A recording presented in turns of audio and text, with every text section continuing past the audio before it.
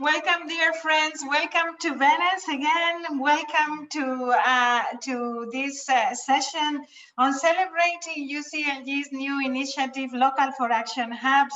We are transforming the world. We are transforming the goals, and we are making them as local as they can be.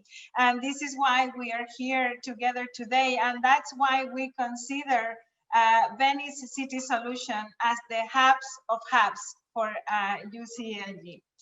You know, there is a story behind the process that we have gone through to consider the global goals, the sustainable development goals, as our own goals at local and regional level. And this has not always been an easy story.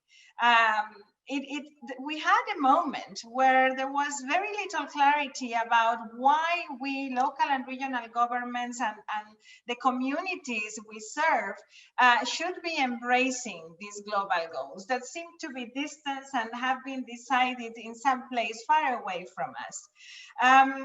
Those of us that went through the process of the development of the Millennium Goals and then got involved in the Sustainable Development Goals were convinced that this was a different process, a different moment, and a different opportunity. And I am very happy to say that our political leadership in United Cities and local governments, local and regional governments around the globe understood this also very quickly. But they only understood it when they understood that the Sustainable Development Goals were the priorities that they were already implementing at local level as well. And that the connections between those goals would make all the difference. They, in fact, said to us not that long ago in Durban, 1 year ago, that the transformation that we need to be brought about in our development model will only be possible if we respond to the dreams and expectations of the communities that we serve. And if we take the collective responsibility to adjust and make sacrifices on a fair, equal, and sustainable basis. The transformation, that change, will be local or it will simply not be. In an intertwined world, local issues are no longer to be solved at local level, and global transformation responding to the needs of the communities is not possible without local ownership. We think that the 2030 Agenda represents an opportunity to renew the social contract, to rethink relationship, and making this global agenda our own is the only way towards transformation. This is why we think that making the global agenda our own and ensuring that local issues give shape to the transformation is what we understand as localization. For us, localizing is not simply implementing what has been agreed elsewhere. For us, localizing is making sure that our ambitions, our expectations shape the world that we share together. And this is a very important concept for the Local4action hubs that we will be presenting today, and to advance in the discussion on how our world needs to look like, particularly after surviving this very special moment that we are all going through, that has put a magnifying glass in many of the priorities, in many of the challenges. Equality, justice has become even more important than before. And I would say solidarity as well. Solidarity as a beacon for security, very much in the DNA of our municipal movement. So this is the atmosphere that I want you to be discussing at today. We are going to show you a video of what many of the cities around the world are already doing and how they have committed to transform some of the things that they had identified in international processes of localization, which we call Local4action hubs. Let's see that video, colleagues.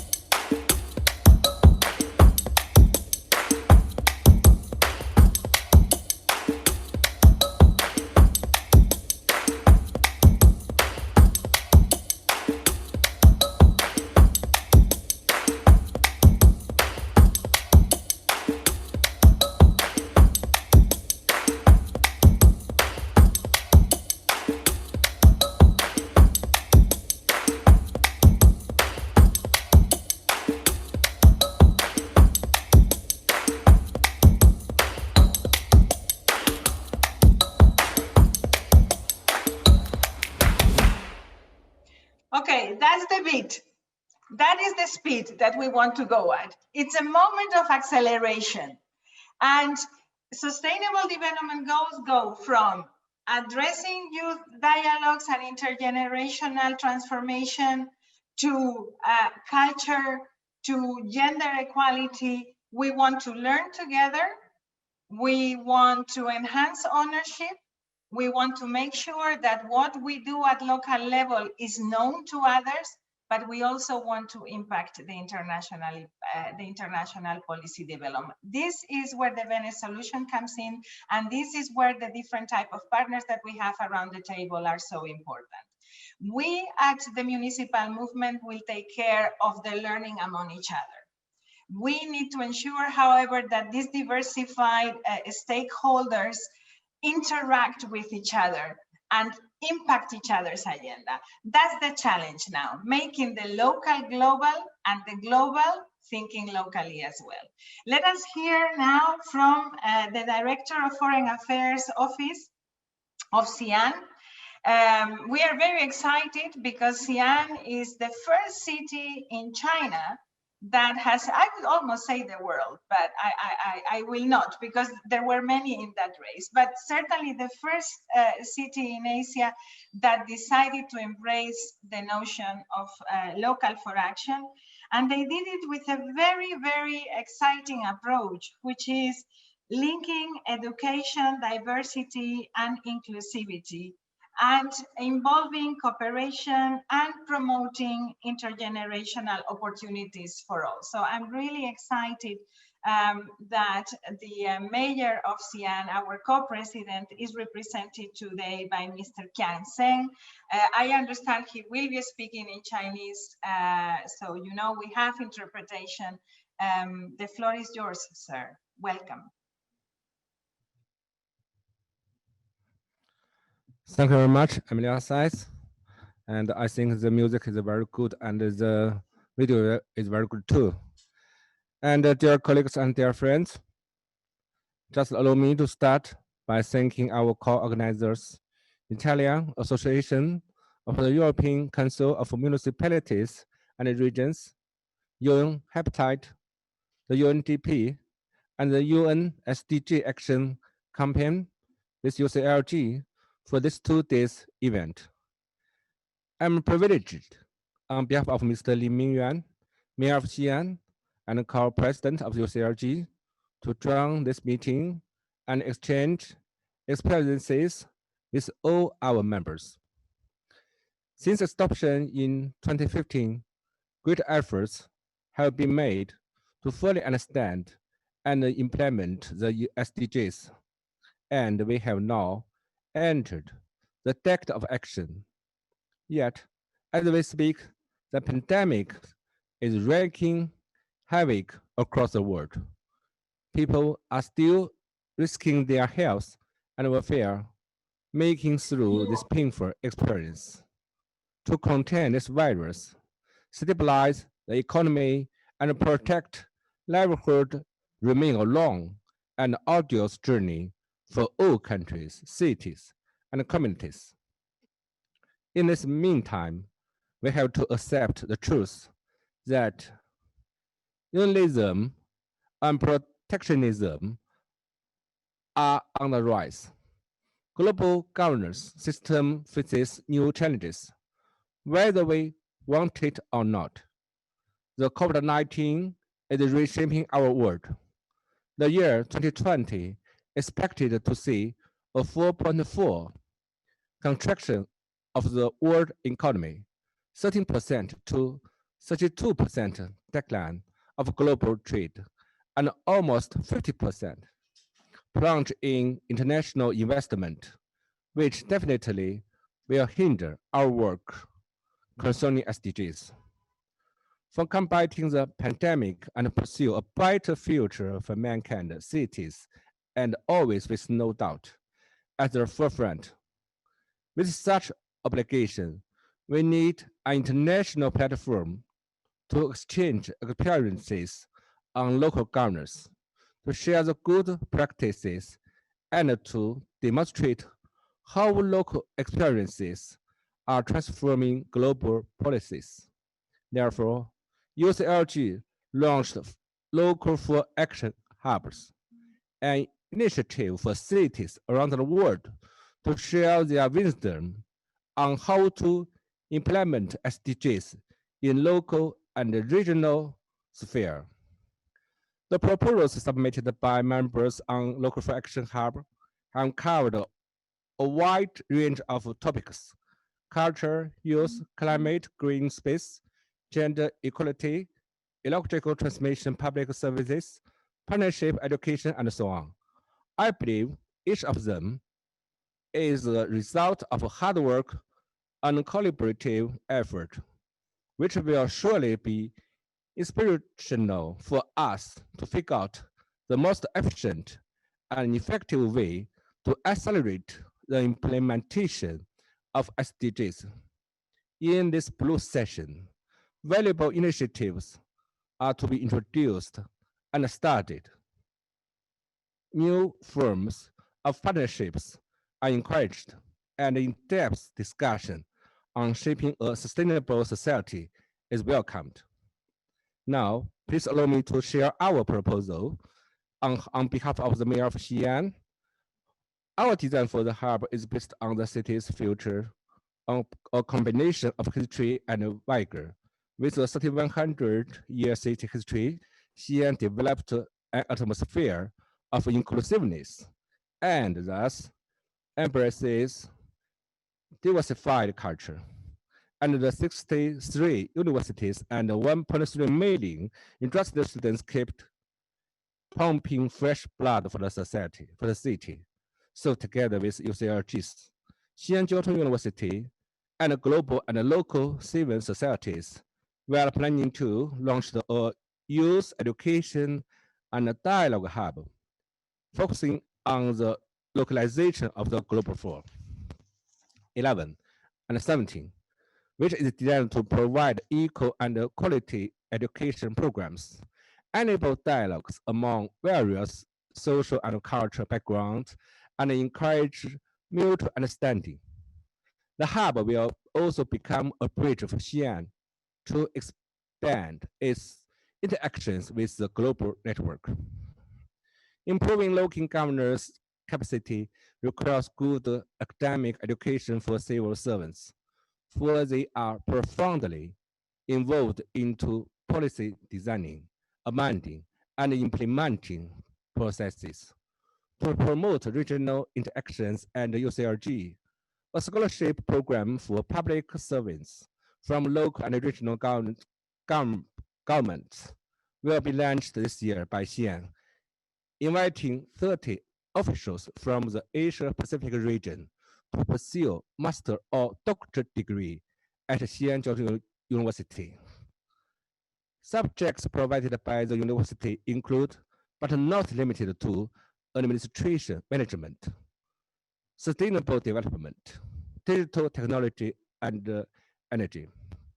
It's a universal consensus that the young have been and will be always be steering the future for the world. Providing trainings to youth is also part of a Xi'an plan. A global youth leadership training program will be held annually with one specific SDG as a topic each year. Localizing SDGs is a task requiring the efforts of generations. Therefore, the training for young people from different cultural backgrounds to improving their leadership can ensure a sustainable and effective long-term implementation.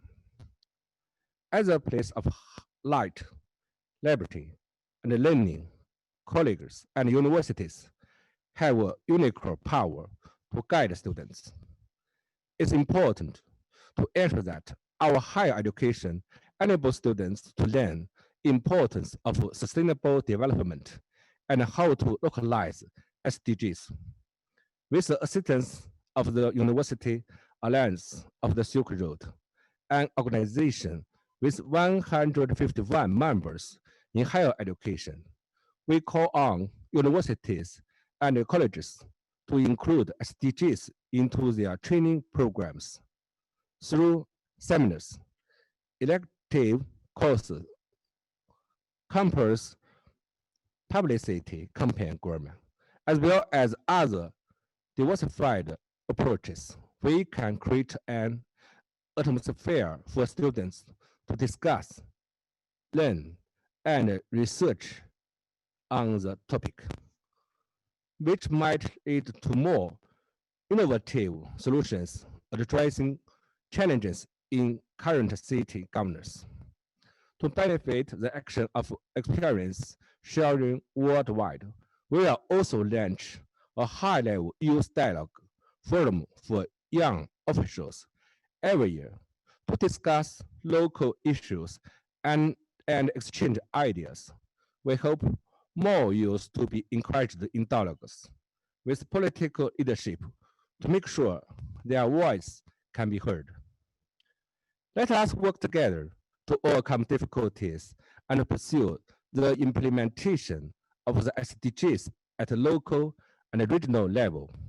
We should keep in mind that our civilization will only grow and shine when the obstacles and the hindrances in communications are removed, and when exchanges and dialogues are made for nothing but a better world with no one and no place left behind.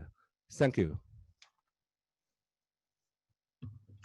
Thank you very much, Sian. Thank you for this impressive presentation. It has all the ingredients. You see, this is why we wanted to start with you. Of course, our co-presidency deserves a special mention, but I think it really builds on the very core values of a city like Xi'an that has always considered culture, education, and youth as a very critical value of the city. And it expands the relevance with this link to the international. It wants to receive and give back. It wants to foster exchange.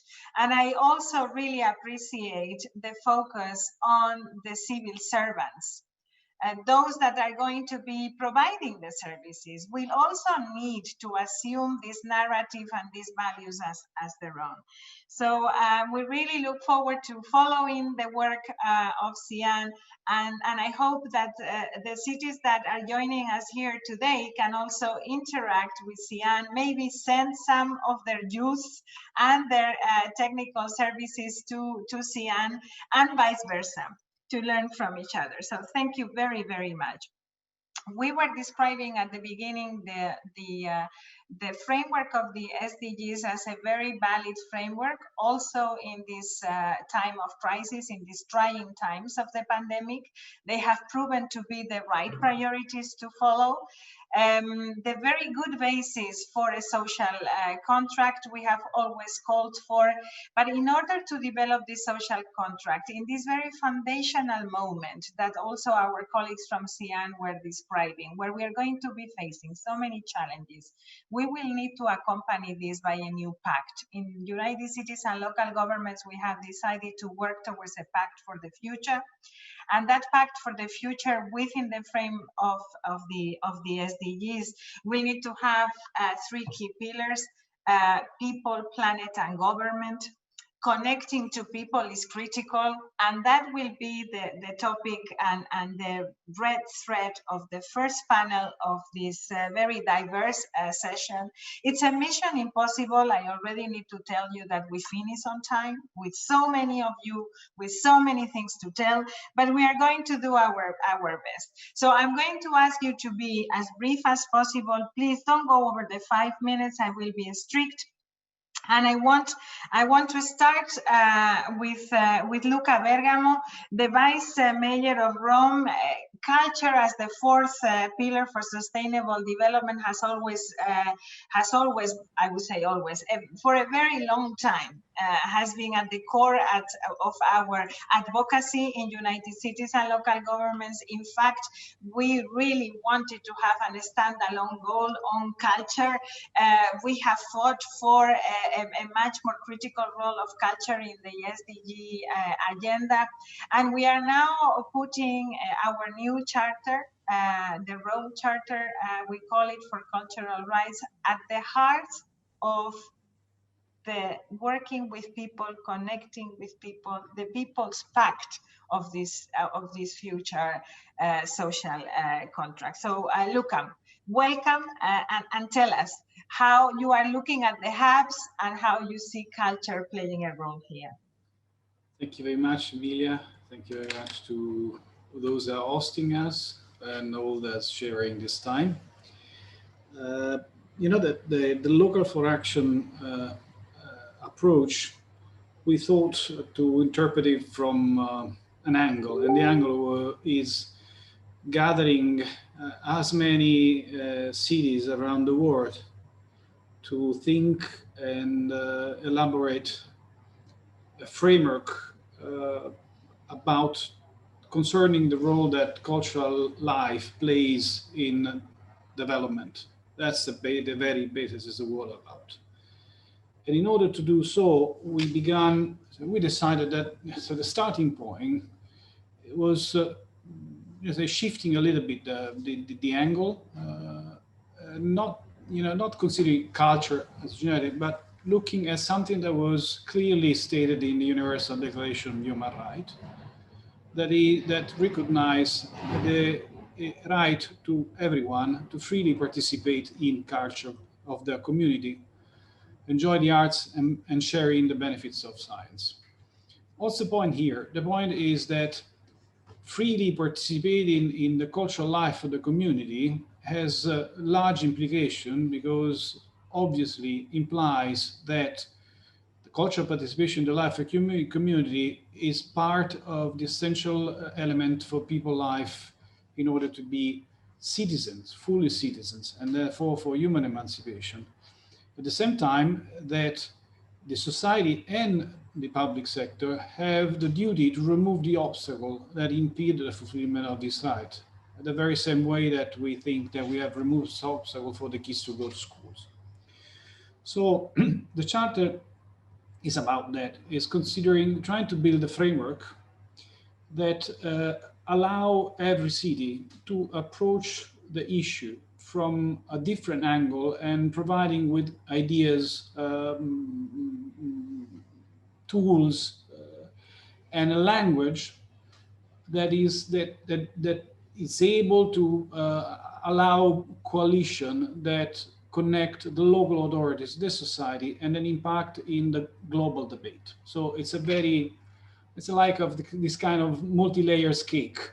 It's a very simple things, kind of pleasant to eat, but at the same time extremely dense of knowledge, concept, and opportunity.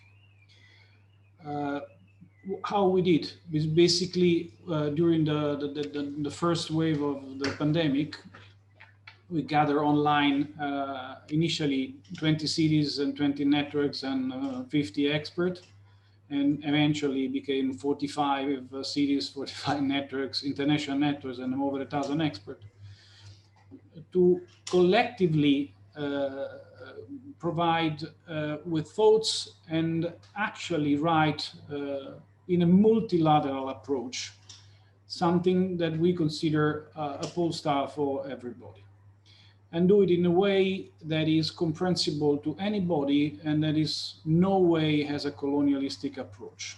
So truly respectful of all diversity.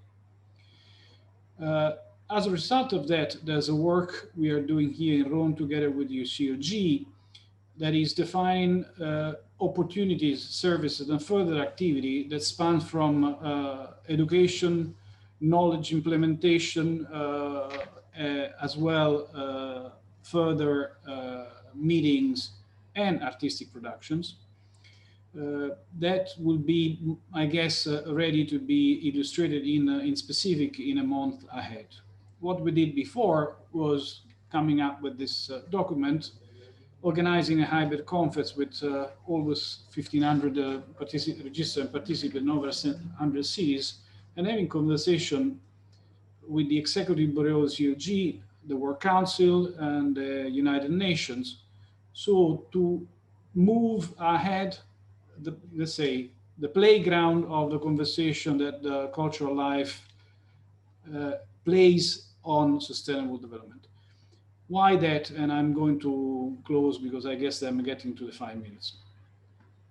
If you say that each one of us has the right to participate in the cultural life, it means that every one of us or the institution had the responsibility to remove the obstacles that prevent those, even those most disfranchised, to participate in the cultural life of the community. And that implies acknowledging the community exists.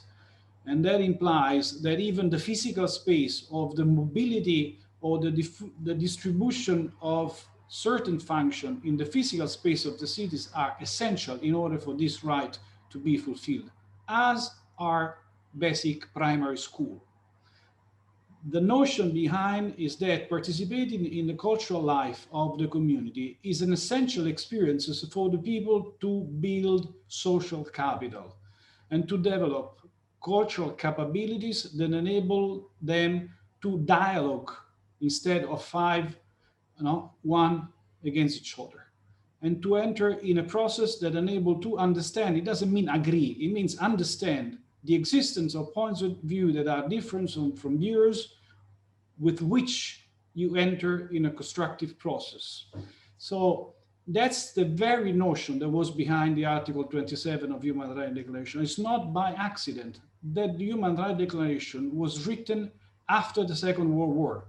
It was written to state what are the fundamental conditions that enable the human development, the human emancipation, so to avoid the rebirth or the condition that led to the Second World War.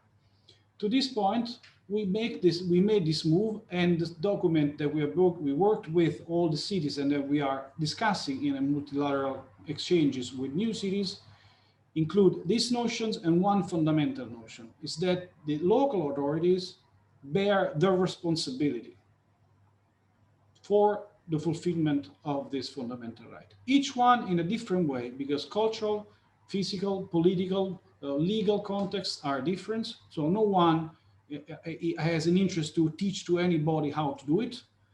What we actually want is to discuss, understand what are the funding things, and help us, each one in the different condition, to understand what are the implications on adopting this point of view. And that's a work that has begun a few months ago, and I guess it will last for a kind of long period. That's what we hope, that is going to be inspiring us for decades to come. Thank you very much, Luca. And the reason, there is a very strong thought behind this, which also builds a little bit on the provocative talk that Tatiana Bilbao gave us yesterday, the architect that was there with us. She was actually challenging us to think how different our societies would be if we would create a different space to develop our inner self. And if the inner self development would impact more the public space and the public life. And this is also a little bit what the declaration is, our charter is bringing about. And this pandemic has made something very obvious, which is surviving is not enough. Survival has never been enough for the human race, for the humankind. We prefer to not to be safe and to be able to challenge a system and to achieve something. And that is part of our values and our patrimony. I think by looking at the world from the perspective of the right to culture, to the cultural rights, we are putting many new scales of values on the table. which will be very relevant to develop that new pact for the future. So thank you very much, Luca. And I am going now to Bilbao, to Ollane Aguirregoitia, Counselor for Citizen and International Participation. She is going to run us through a very interesting concept that Bilbao is also proposing to work as a hub, and we are very proud that many have already inquired what is that exactly. Ollane, the floor is yours. Thank you very much, Emilia. Muchísimas gracias, Emilia, y buenas tardes a todos y a todas desde Bilbao, o como decimos también en euskera, la lengua milenaria de los vascos y las vascas, arratsaldeon guztioi.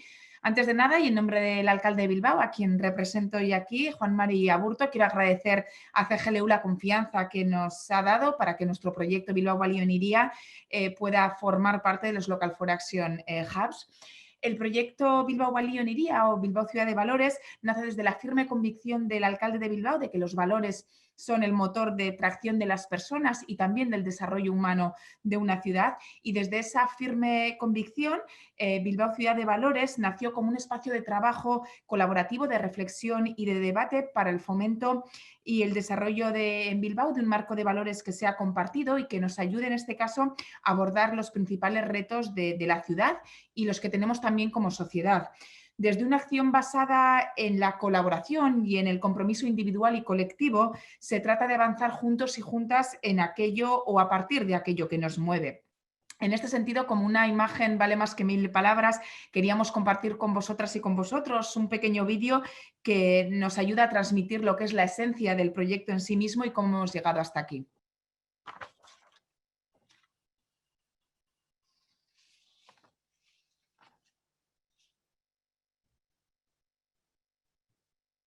No se oye. Bueno.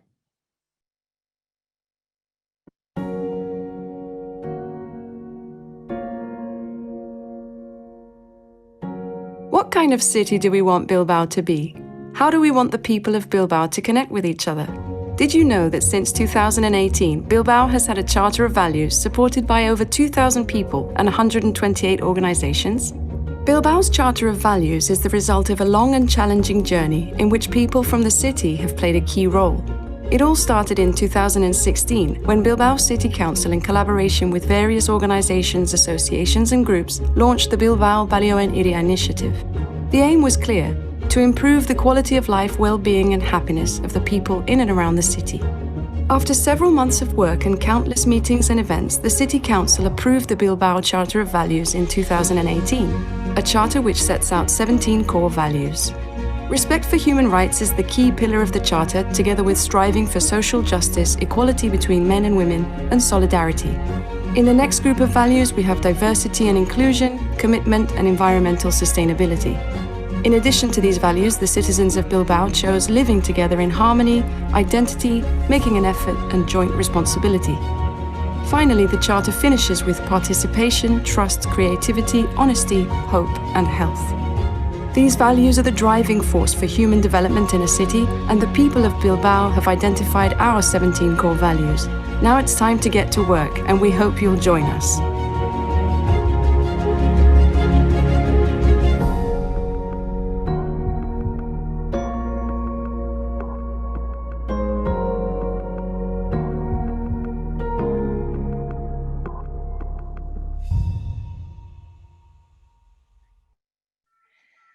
Este proyecto que acabamos de ver a través del vídeo nos representa para la ciudad nuevos retos y también nuevas ilusiones, entre ellos uno que es muy importante para nosotros y nosotras, que está relacionado con actuar desde lo local para impactar en lo global. Bilbao Ciudad de Valores ha identificado los valores que la ciudadanía bilbaína quiere que vertebren el desarrollo de la ciudad, y las actuaciones también alineadas a estos 17 valores serán parte de nuestro compromiso con los 17 Objetivos de Desarrollo Sostenible y con la Agenda 2030 de las Naciones Unidas. El Local4action Hub para nosotros y nosotras es una oportunidad para compartir en este caso la metodología de participación y co-creación de la Carta de Valores de Bilbao, así como la hoja de ruta que hemos establecido para ella, en el despliegue en el ámbito local y en el internacional también. Y entendemos que al fin y al cabo esto nos va a permitir escalar una metodología para que las ciudades y los gobiernos locales de todo el mundo puedan elaborar su propia carta de valores desde la participación ciudadana. En el vídeo hemos visto, podemos ir unas diapositivas más adelante, siguiente diapositiva, por favor, siguiente, también, ahí, en esa, gracias, la anterior. Una menos, gracias. Veíamos en el vídeo lo que ha sido la primera etapa de trabajo del proyecto en sí mismo, que era esa fase de lanzamiento del proyecto, del desarrollo de la Carta de Valores, de la aprobación en el pleno de la misma y el plan de despliegue con distintas acciones, premios para jóvenes, la carta propiamente dicho, identificación de proyectos municipales alineados con la Carta de Valores y evaluación de su impacto. Y lo importante ahora es cuáles son los siguientes retos. Siguiente diapositiva, por favor.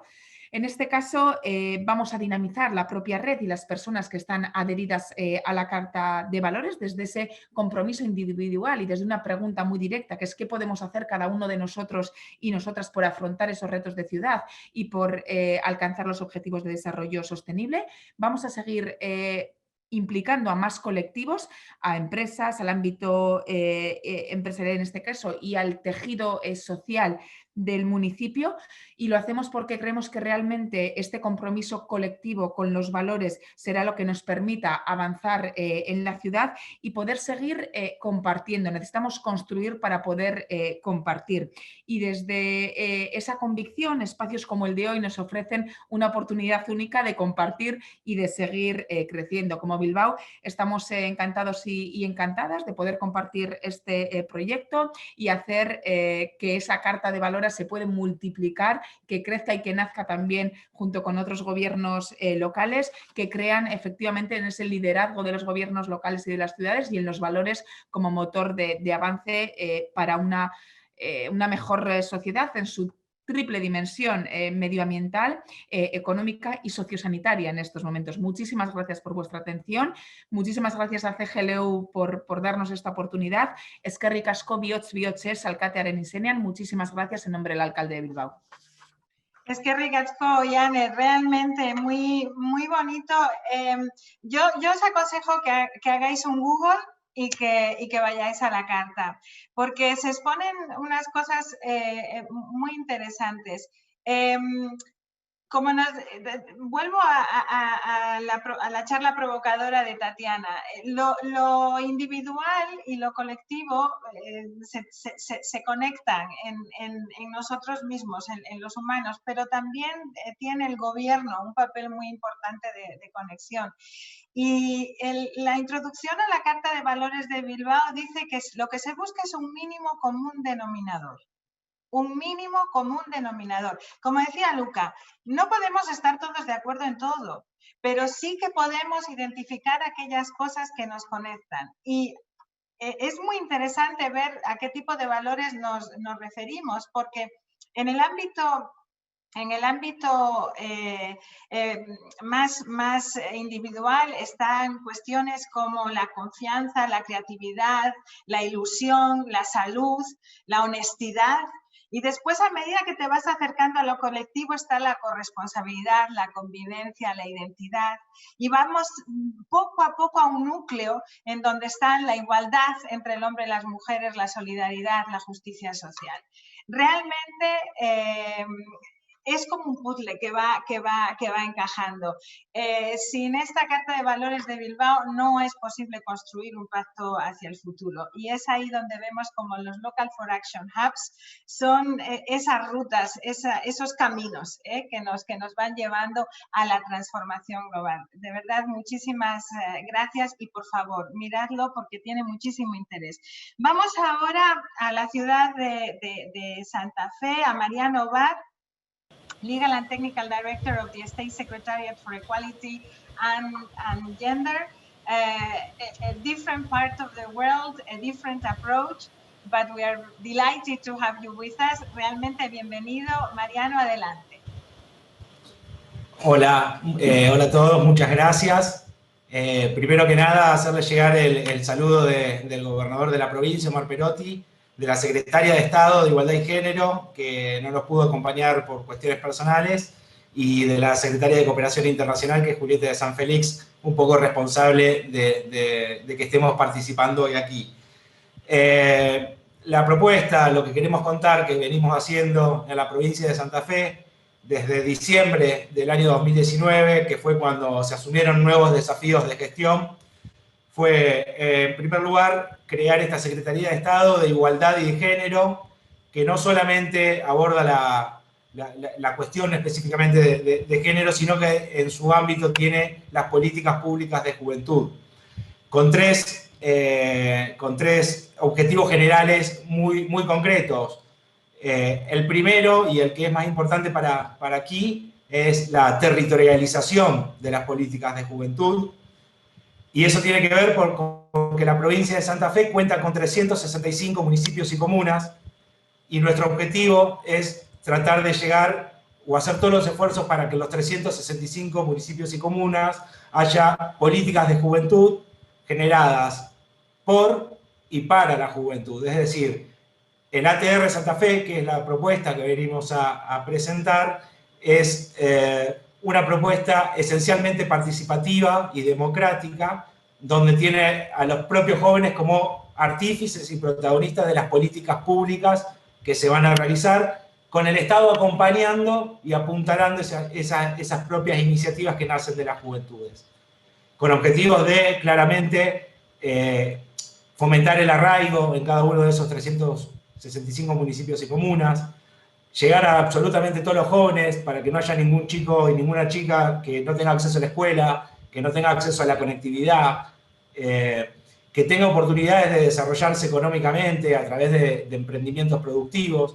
Pero también una cuestión que es muy importante para nosotros es el de generar participación política y social y redes de solidaridad entre todos los jóvenes de todas las provincias.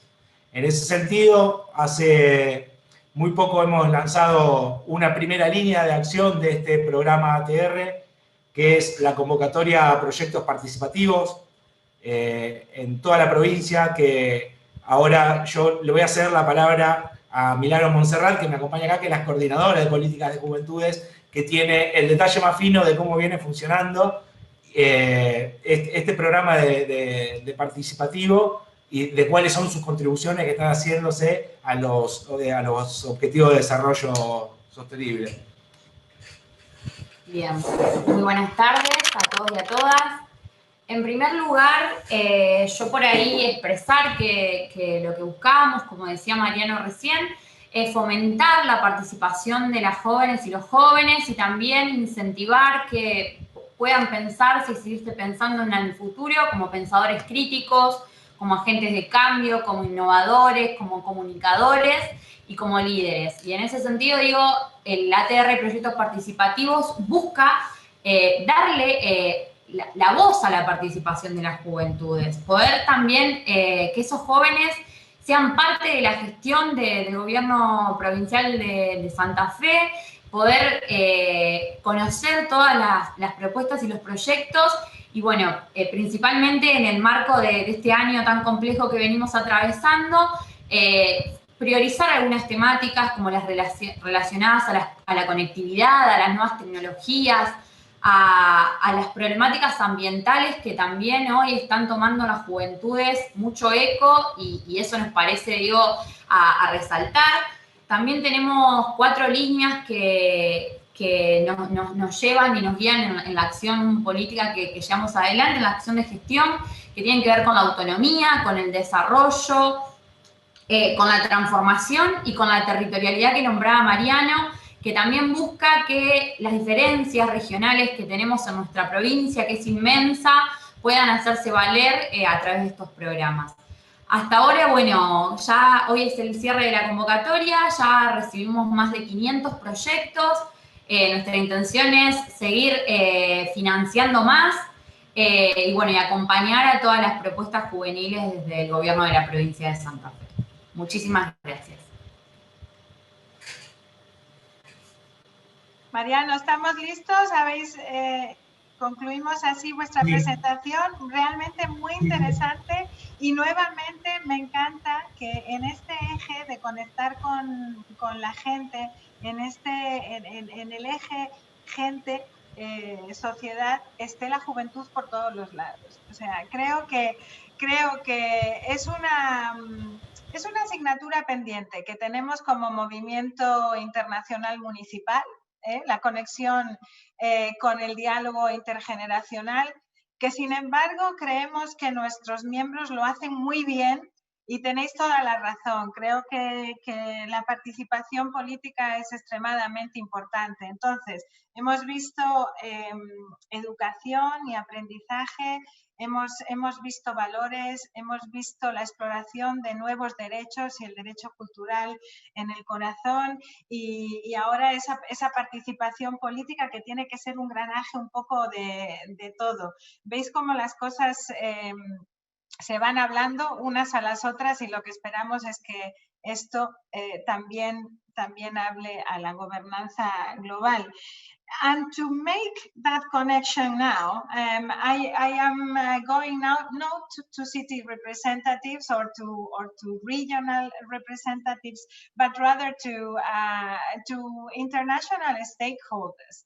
And I want to have your feedback, Xavi.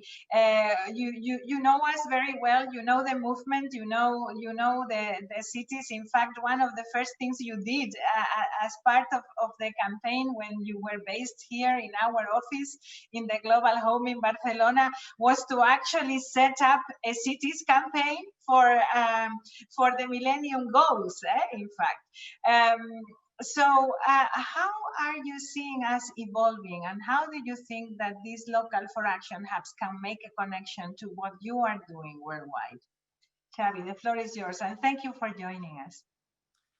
Muchísimas gracias, Emilia. Thank you very much. And good morning, good afternoon, good evening to everyone. I feel as a co-organizer of the Venice event, I must stay below the 5-minute mark. So I'll try to be brief. Indeed, Emilia, we've come a long way. And I say this with a lot of pride. And even in this difficult moment, in this difficult time that we live with the global pandemic, I think what we've heard so far already and what we've seen in this session shows the breadth and the depth of the engagement of cities, the actions, the programs that we're seeing all around for the SDGs, for the Agenda 2030. I would like to congratulate UCLG and the cities and the members and the partners that are involved with the Local4action hubs for this excellent work that you're all doing. And as I said, and I would like to share some thoughts of, as you said, Emil, of how this connects with the global context and with the international context. The main contention, our main contention in the USDG action campaign is that we're at a turning point for people and the planet, and that despite the many challenges that we face today, we feel that that this is a moment of opportunity where transformation is possible and every individual action matters. And it's in this context that the Local4action hubs, and indeed the Venice City Solutions platform, can be a unique catalyzer to achieve this transformation. As leaders across sectors are back at the drawing boards to define how to restart economies, how to redesign societies, there is a once-in-a-generation opportunity to take bold action at all levels, including, of course, at the local level, to effect real change, to accelerate progress on the SDGs, and to counter the case to build back previous systems. The pandemic has shown all of us that individual actions can have a massive impact. The response to this health crisis has repeatedly shown how powerful individual behaviors can be in tackling global challenges. The profound impacts of these individual and local actions have been on full display, for instance, in flattening the curve of the pandemic. And in a similar way, each of the best practices, we've heard about some of them just now, that the Local4action hubs bring together has the potential to generate a butterfly effect with global impact at many different levels, including, of course, at the global policy level. And they also have the potential to strengthen local ownership and the sense of community at local level. Today, we see that global solidarity is an imperative gaining momentum. And this has been confirmed, for instance, with the results of the UN 75 conversation led by the UN Secretary General. Citizens value solidarity and international cooperation. We've seen that through this global consultation. And this kind of solidarity movement leaves hopes, and it basically says that we can turn in a new direction. We see how local governments and regional governments are leveraging culture, the arts, and creative partnerships to think differently and inspire and connect with new audiences. They are reaffirming key values such as social justice, solidarity, and equality, which are the backbone of the Decade of Action and indeed of the 2030 Agenda itself. And they're promoting sustainability and climate action at local level. We at the UN SDG Action Campaign very much look forward to continue working hand in hand with all of you to support these efforts in the framework of the Local4action hubs and even beyond the hubs. We want to continue working together with you to build this strong path towards a just, green, and sustainable recovery grounded on the SDGs. Thank you very much. Over to you, Emilia. No, thank you as well. And this emphasis on individual actions but collective impact is very relevant. When I was preparing for this session, I was thinking when we ask people what kind of world they want, they give back very big ideas, like the very big ideas that have been expressed here by everybody. They want solidarity, they want peace, they want happiness, right? But when you ask them, what does happiness mean? And what does peace mean? Then we immediately go to our neighborhood, to bringing kids safely to school, to feeling happy in the corner store in our neighborhood, to be able to participate in decisions about our street. And I think this is the kind of connection that we need to make sure local and regional governments make with the international community. The voice of the local leaders internationally is not an aim in itself. It's only a vehicle to make sure that the world that we are shaping is not a world of big interests, but a world where our ambitions count. And I really hope that we can bring this about with the SDGs as a framework. Let us go to the last speaker for this roundtable, Olli Henman, and Global Coordinator on Action for Sustainable Development. Thank you for being with us. The floor is yours. Muchas gracias, Emilia. Thank you so much for inviting me to join this panel as well, and I'm very grateful to join all of you and to see and to hear about so much of what's happening with local government. It's really quite inspiring to see. So I'm coming from a different point of view, and hopefully will help you in your deliberations from the civil society side. So Action for Sustainable Development, some of you may be aware, we are a global platform that links across civil society in more than 150 countries, more than 3,000 community groups, many of them themselves networks at the national or local level. So I'm sure you're already in touch through your various discussions with similar local platforms for civil society in each of your areas. And I think what I'd like to share is just some ideas and some feedback that we've had from those civil society partners around where things stand with the SDGs, and particularly now in light of the COVID pandemic. So I have 1 or 2 slides. I'll try not to take too much time, but it might just help if I can show you these as a way to bring to life some of our key findings. And we work very closely with the SDG Action Campaign, and many of the things I'll say we've developed through some of the collaboration that we've seen globally and with civil society partners around the world. So I'll just turn this into the slides. There we go. So very briefly, some of the feedback that we've had in terms of the first 5 years of the implementation. Again, many of you will already be familiar with this, around how countries are providing a baseline of data. We are concerned that the financing is a big gap still for the SDGs, and the questions around leave no one behind for us really need to be brought out even more clearly. And we believe actually the local level can really be a key part of that, because local authorities often will have much closer links to what's happening on the ground in different parts of the world and with the communities that they serve.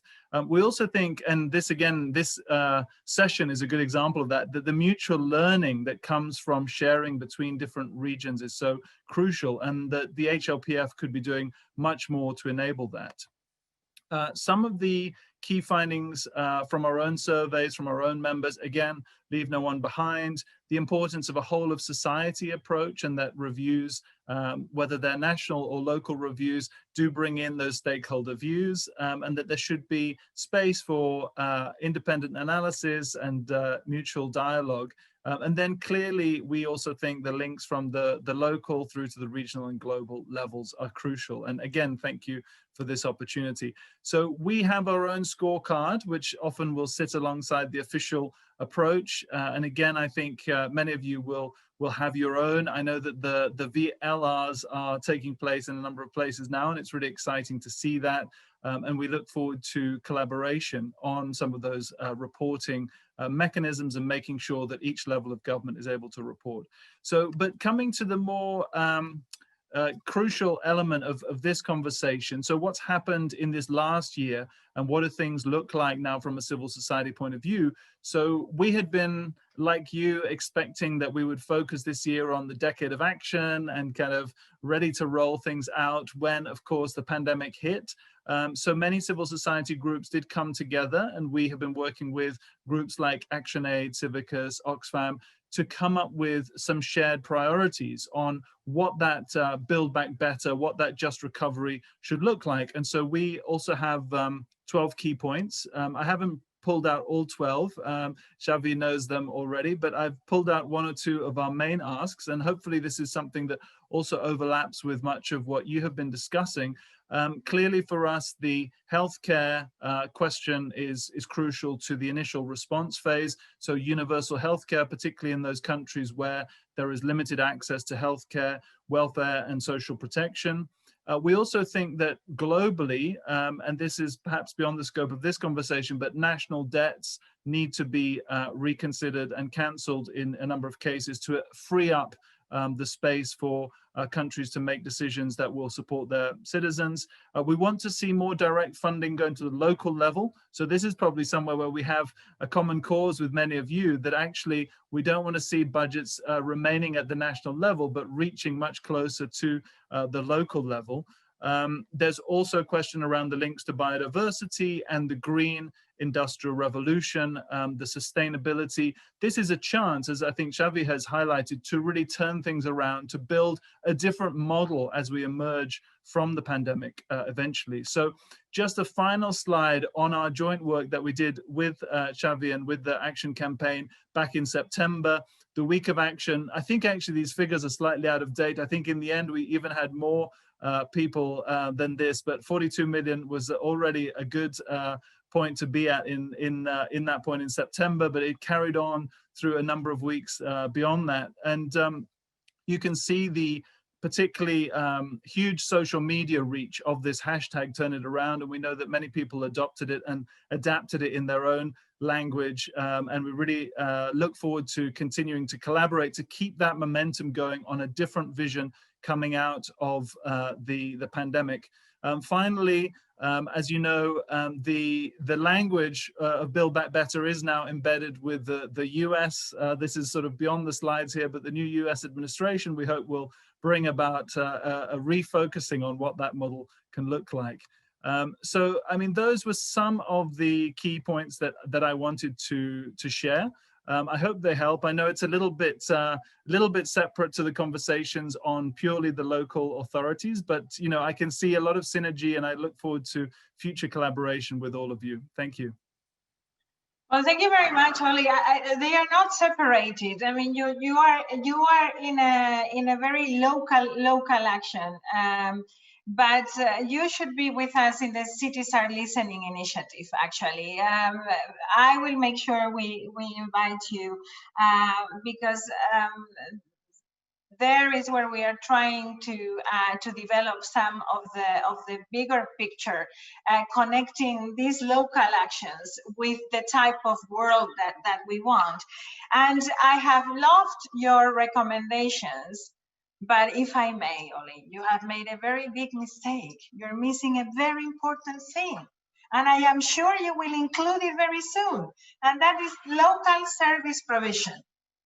If you don't advocate for local service provision, none of what you have said is going to be working. So I'm going to convince you. I don't need to convince you now because I need to give the floor to my colleague Firdaus. But I will make sure, we will make sure that in our next session on Cities Are Listening, you're fully convinced and you dedicate a full op-ed to the importance of local service delivery, because they are a critical mass to get out of this, not only of this pandemic, but to shape the world differently. But thank you very much. For us, healthcare cannot be disconnected from local basic service delivery, like waste management, like water provision, like all of these things. A very interesting perspective. Thank you very much. Totally connected to this. I did a terrible job. I have stolen a lot of minutes from you, Firdaus.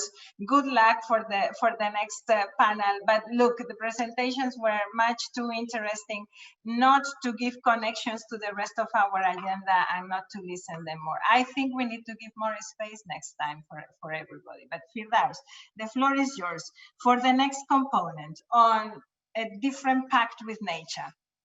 Yes, absolutely, Emilia. Thank you so much. I think it has been really exciting listening to this first part, and actually connecting with the rest is unavoidable.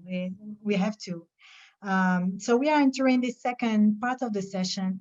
And my colleague Pablo will be doing the third part. But this part is about the planet. Which is a dear topic, not only to my heart, but it is at the heart of the UCLG strategy as far. And also when we talk, what Emilia was saying as a pact for the future, there will be no future without a planet to live on. So we have received some excellent specific local experiences that have all the potential to nurture the international and global agendas. But as I was saying, we need to understand exactly what is the best way to nurture this pact for the future, talking about the planet as one of the three components of the work we are planning to do. It is true that we need this pact for the future to be centered on life, and we need it to be centered on life on this planet as nature, as biodiversity, human, air, water, animal, and all this, what goes together. And in between, we had life also with the pandemic. The pandemic now, everyone understands, is also an opportunity to build new foundations for this new era where transformation, a strong transformation is needed. It's not anymore a theory, it is now something that is happening, that everyone has integrated into their action plans. We are so happy to hear that. Now we need to ensure that we are all looking together at the common goal, that is the resilience of this planet. So we need this transformation not only as a humankind, I would say, but also as a humanity.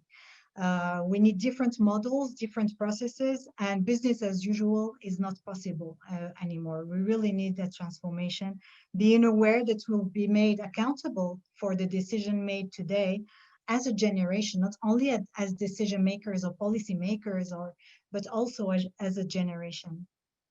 And we need also to be aware that we have to own our right as a humanity to live in a livable planet for us and for our children.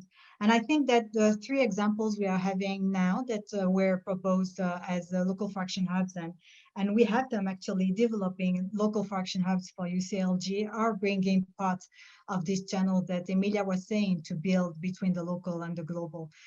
We will begin by Maricel Lonati, from Buenos Aires. They have developed an example on how to make the climate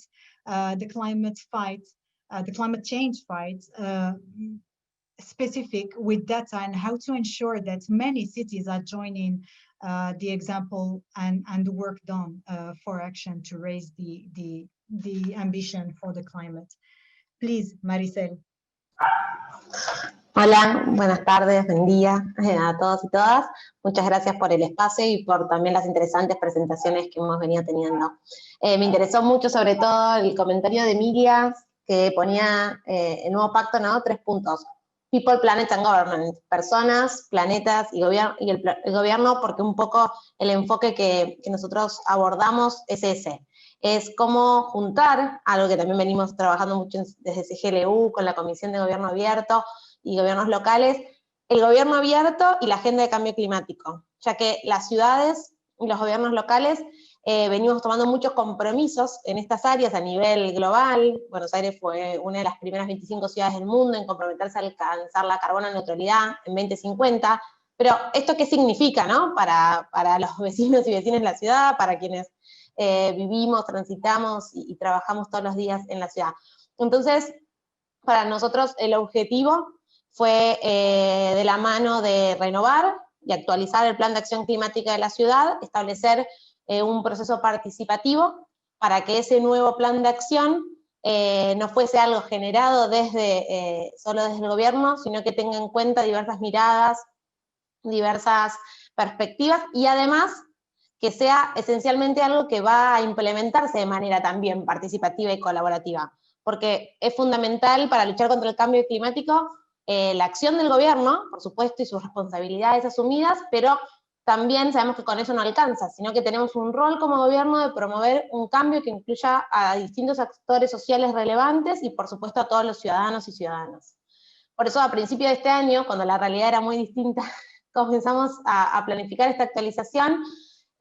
Dijimos, la forma de hacerlo y de conseguir estos objetivos es a través del enfoque de gobierno abierto, y buscamos fusionar herramientas de ambas agendas para propiciar la rendición de cuentas, la colaboración, la apertura de información. Lo primero que se hizo fue sumar a la gobernanza de una estrategia de cambio climático integral 2 nuevos espacios de diálogo y trabajo que resultaron fundamentales para poder hacer un abordaje integral y para acelerar esto, que fue el Gabinete de Cambio Climático hacia adentro del gobierno. Ya no es algo que está solo en un área de Secretaría de Ambiente, sino que es algo que compete transversalmente a las distintas áreas de gobierno, y creemos que merecía un Gabinete de Cambio Climático. Y luego también sumamos al Consejo Consultivo de Ambiente y Desarrollo Sustentable, que es un espacio donde organizaciones de jóvenes que militan esta agenda pueden trabajar en conjunto con el gobierno. Eso se suma a distintos otros espacios ya participativos que había. Y así el proceso de elaboración del PAC, entonces, como les decíamos, se dio de forma participativa, pero también escuchando las demandas. Ahí un poco se ve en la slide. Creamos esta plataforma, que es un sitio web, pero que la idea es que sea un anclaje para la comunicación, para la inteligencia colectiva y para la acción, que está basado en datos abiertos, que pone la visión de la ciudad que tiene para lo que es la acción climática, y fomenta la activación ciudadana.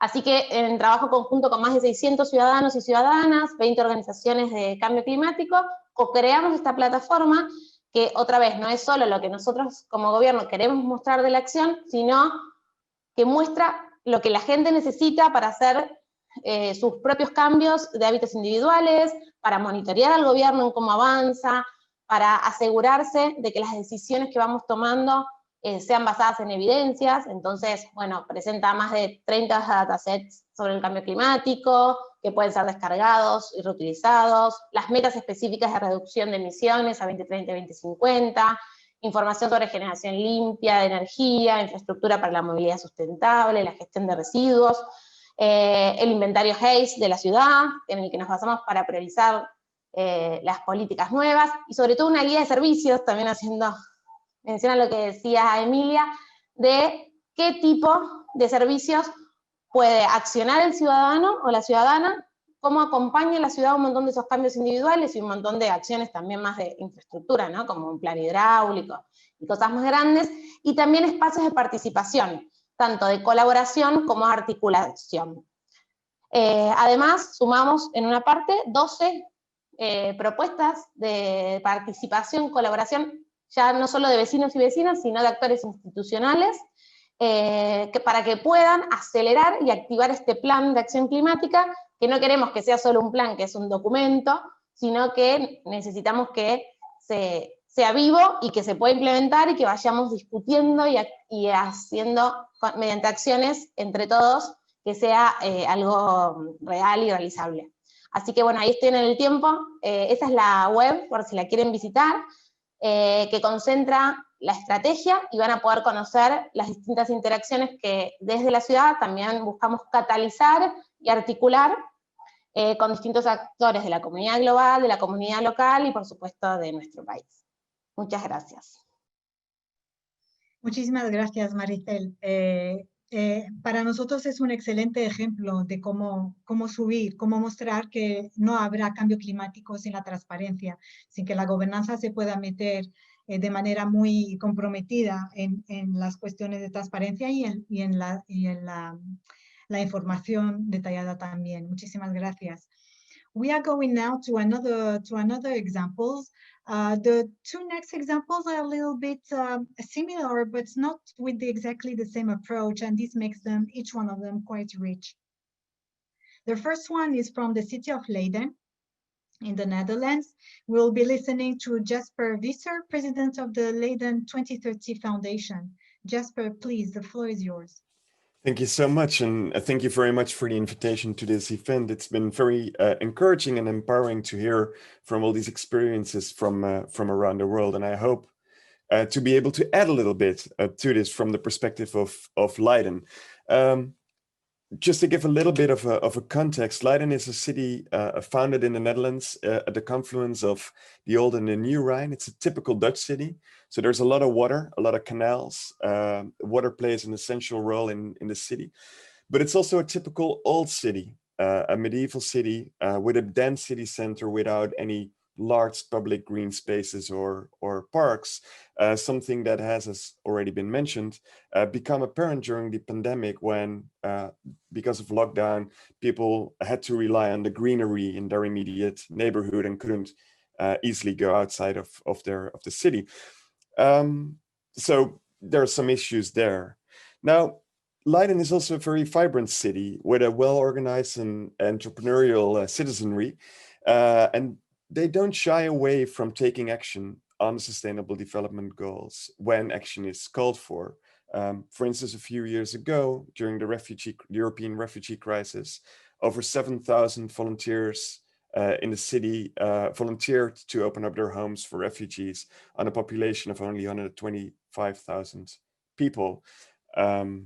It's a very lively city, and for me as a community organizer around these sustainable development goals in the city, that's a very good experience. There are not hundreds, but literally thousands of citizen-led and citizen-driven initiatives aiming for the global goals and aiming at this agenda. Many of them focused on biodiversity, green spaces, public spaces, and opening up the city to more green life. A keystone initiative, an initiative I want to talk about with you a little bit today in the city's effort to try and localize the sustainable development goals as well as catalyze citizen efforts, is the Single Park. A single in the Netherlands is the Old City Moat. It's about a 7-kilometer long waterway surrounding the old city. And about a decade ago, a few citizens in the city came together to turn this moat, a waterway basically, into the longest park, the city park in the Netherlands. So they wanted to tie together small pockets of green surrounding the city center into a 7-kilometer long green park, including, and I really appreciated that from a Roman colleague, a space for culture as well, as we all know that culture is an important part, as well as nature in the Sustainable Development Goals. So what they did, what they needed to do in order to achieve this, to turn a waterway into a park, was work together and organize hundreds of organizations in the city, as well as work with the municipality on I don't know how many agreements and permissions to actually enable this to succeed.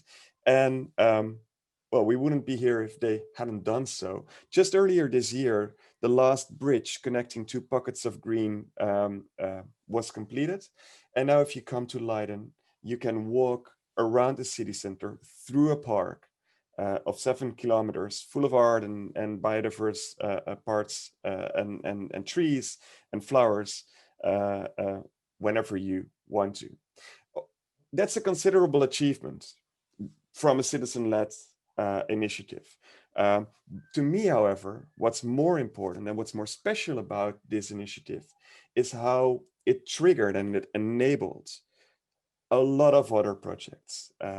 It really provided oxygen, so to speak, not just literally because of the green spaces, but also metaphorically, because it enabled people to come together. It forced them to collaborate with them. It built new ties between organizations. And it has been a boon of new citizen-led initiatives in the city. People have started vegetable gardens for communities based on these projects. They've started social enterprises. They've come together in many different ways. And I think if you look at it, we'll see that the single park and the community it created of both bottom-up action around the SDGs and top-down connections with the municipality and other key organizers in the city has created an atmosphere where citizen-led development on a municipal level towards the Sustainable Development Goals has become possible. What we're doing right now, what's quite exciting, is we're trying to actually bring all these projects together, bring all these initiatives together. And in the coming years, we'll be working, for instance, with the new Museum for the United Nations, UN Live, as well as with European City of Science, ESOF, on creating platforms to see, can we use this energy, this effort that's been put into the Sustainable Development Goals from the ground up into a model. Excuse me, I will ask you to conclude. Yeah, I will, absolutely. Sorry. I'm already almost concluding. So that's a wonderful opportunity, I think, for many of us to see this and to visit this. And therefore, I want to also extend an invitation that if you come to the city on any of these international events in the coming years, you drop me a little note. We'll take a 90-minute walk through the single park, and we can talk about how to localize the SDGs from there. Thank you very much.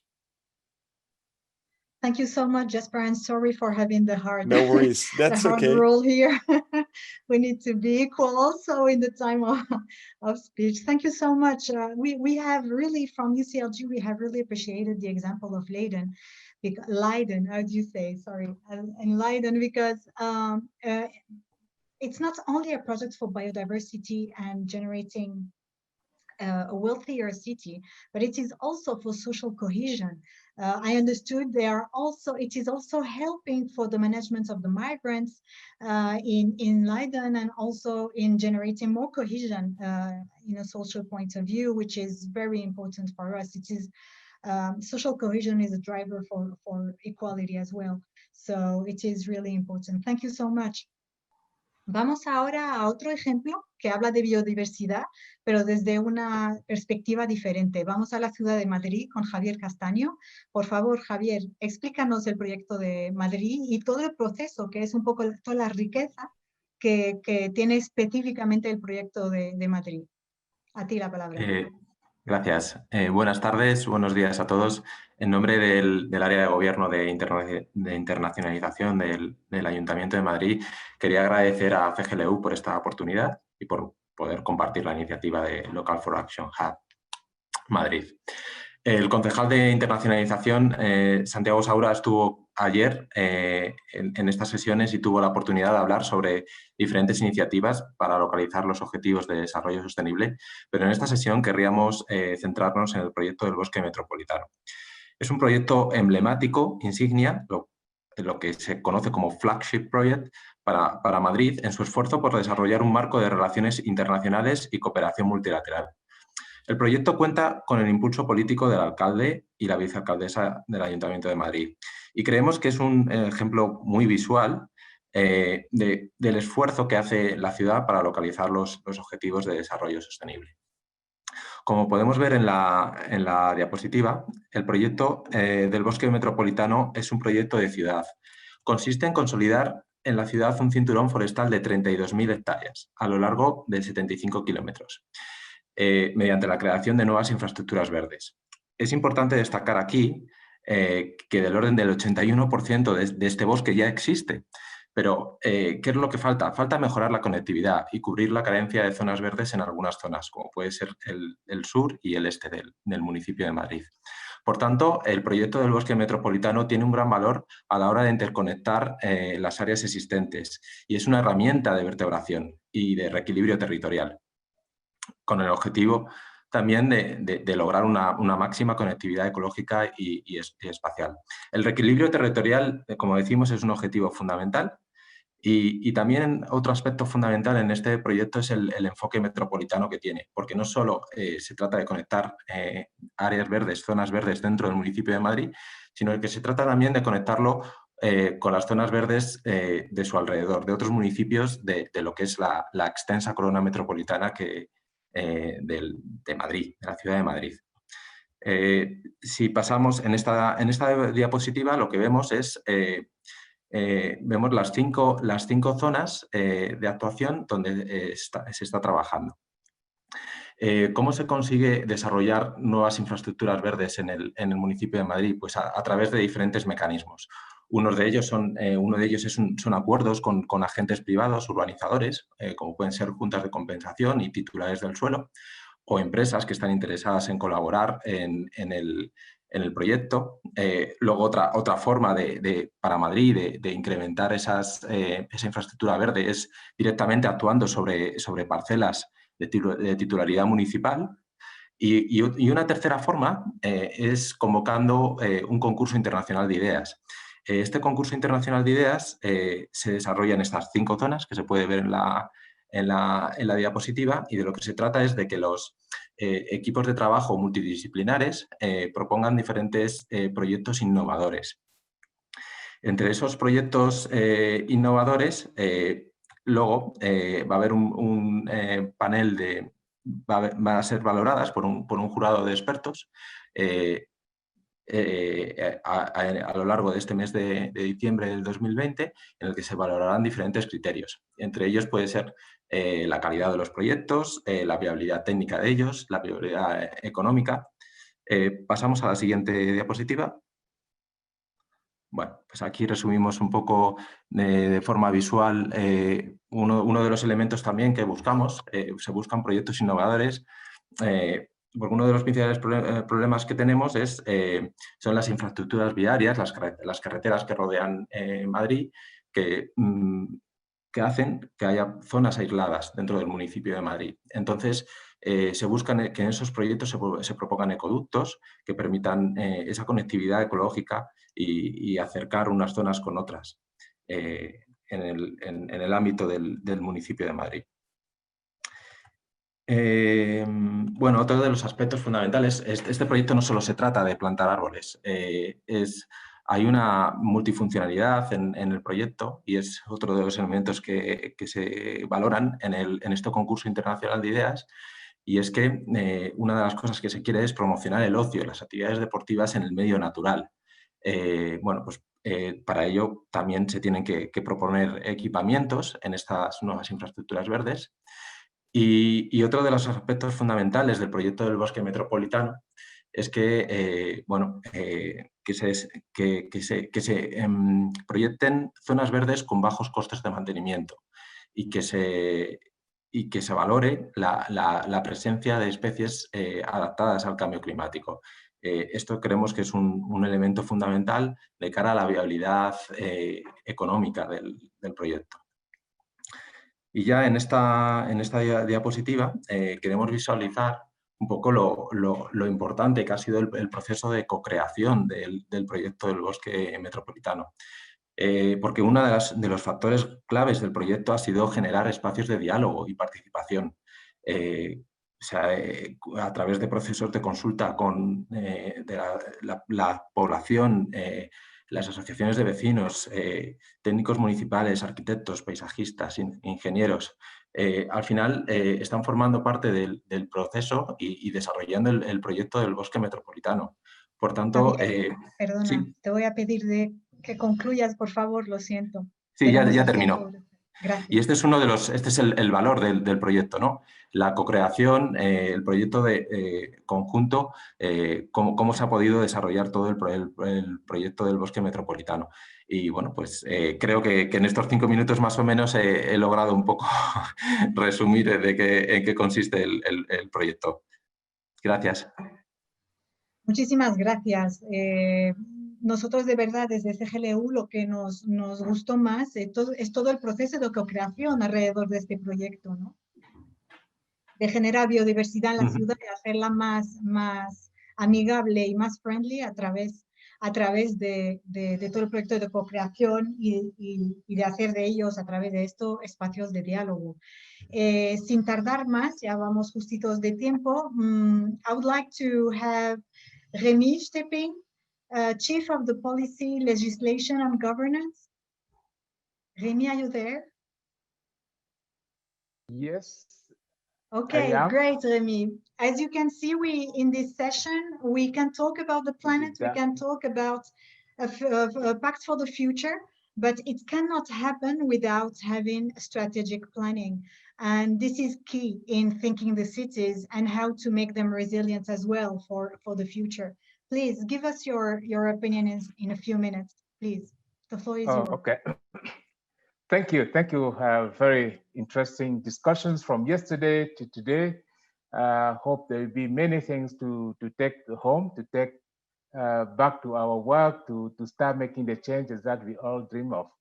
But let me really congratulate UCLG for putting together this very interesting session, and to the co-organizer, Venice City Solutions 2030, Aircraft, UNDP, the SDGs campaign, and many other partners who have joined along. It's really a great pleasure to see that we are going from global to local or vice versa.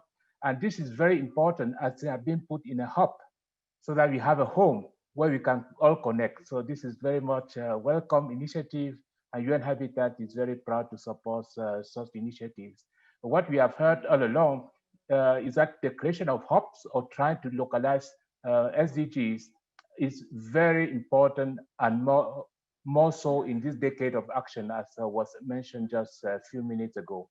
So the current crisis, the pandemic crisis, even give us more reasons to believe in local action, to have these hubs where we can bring everyone together to learn to do that co-creation in terms of action, leadership, and changes that we all aspire.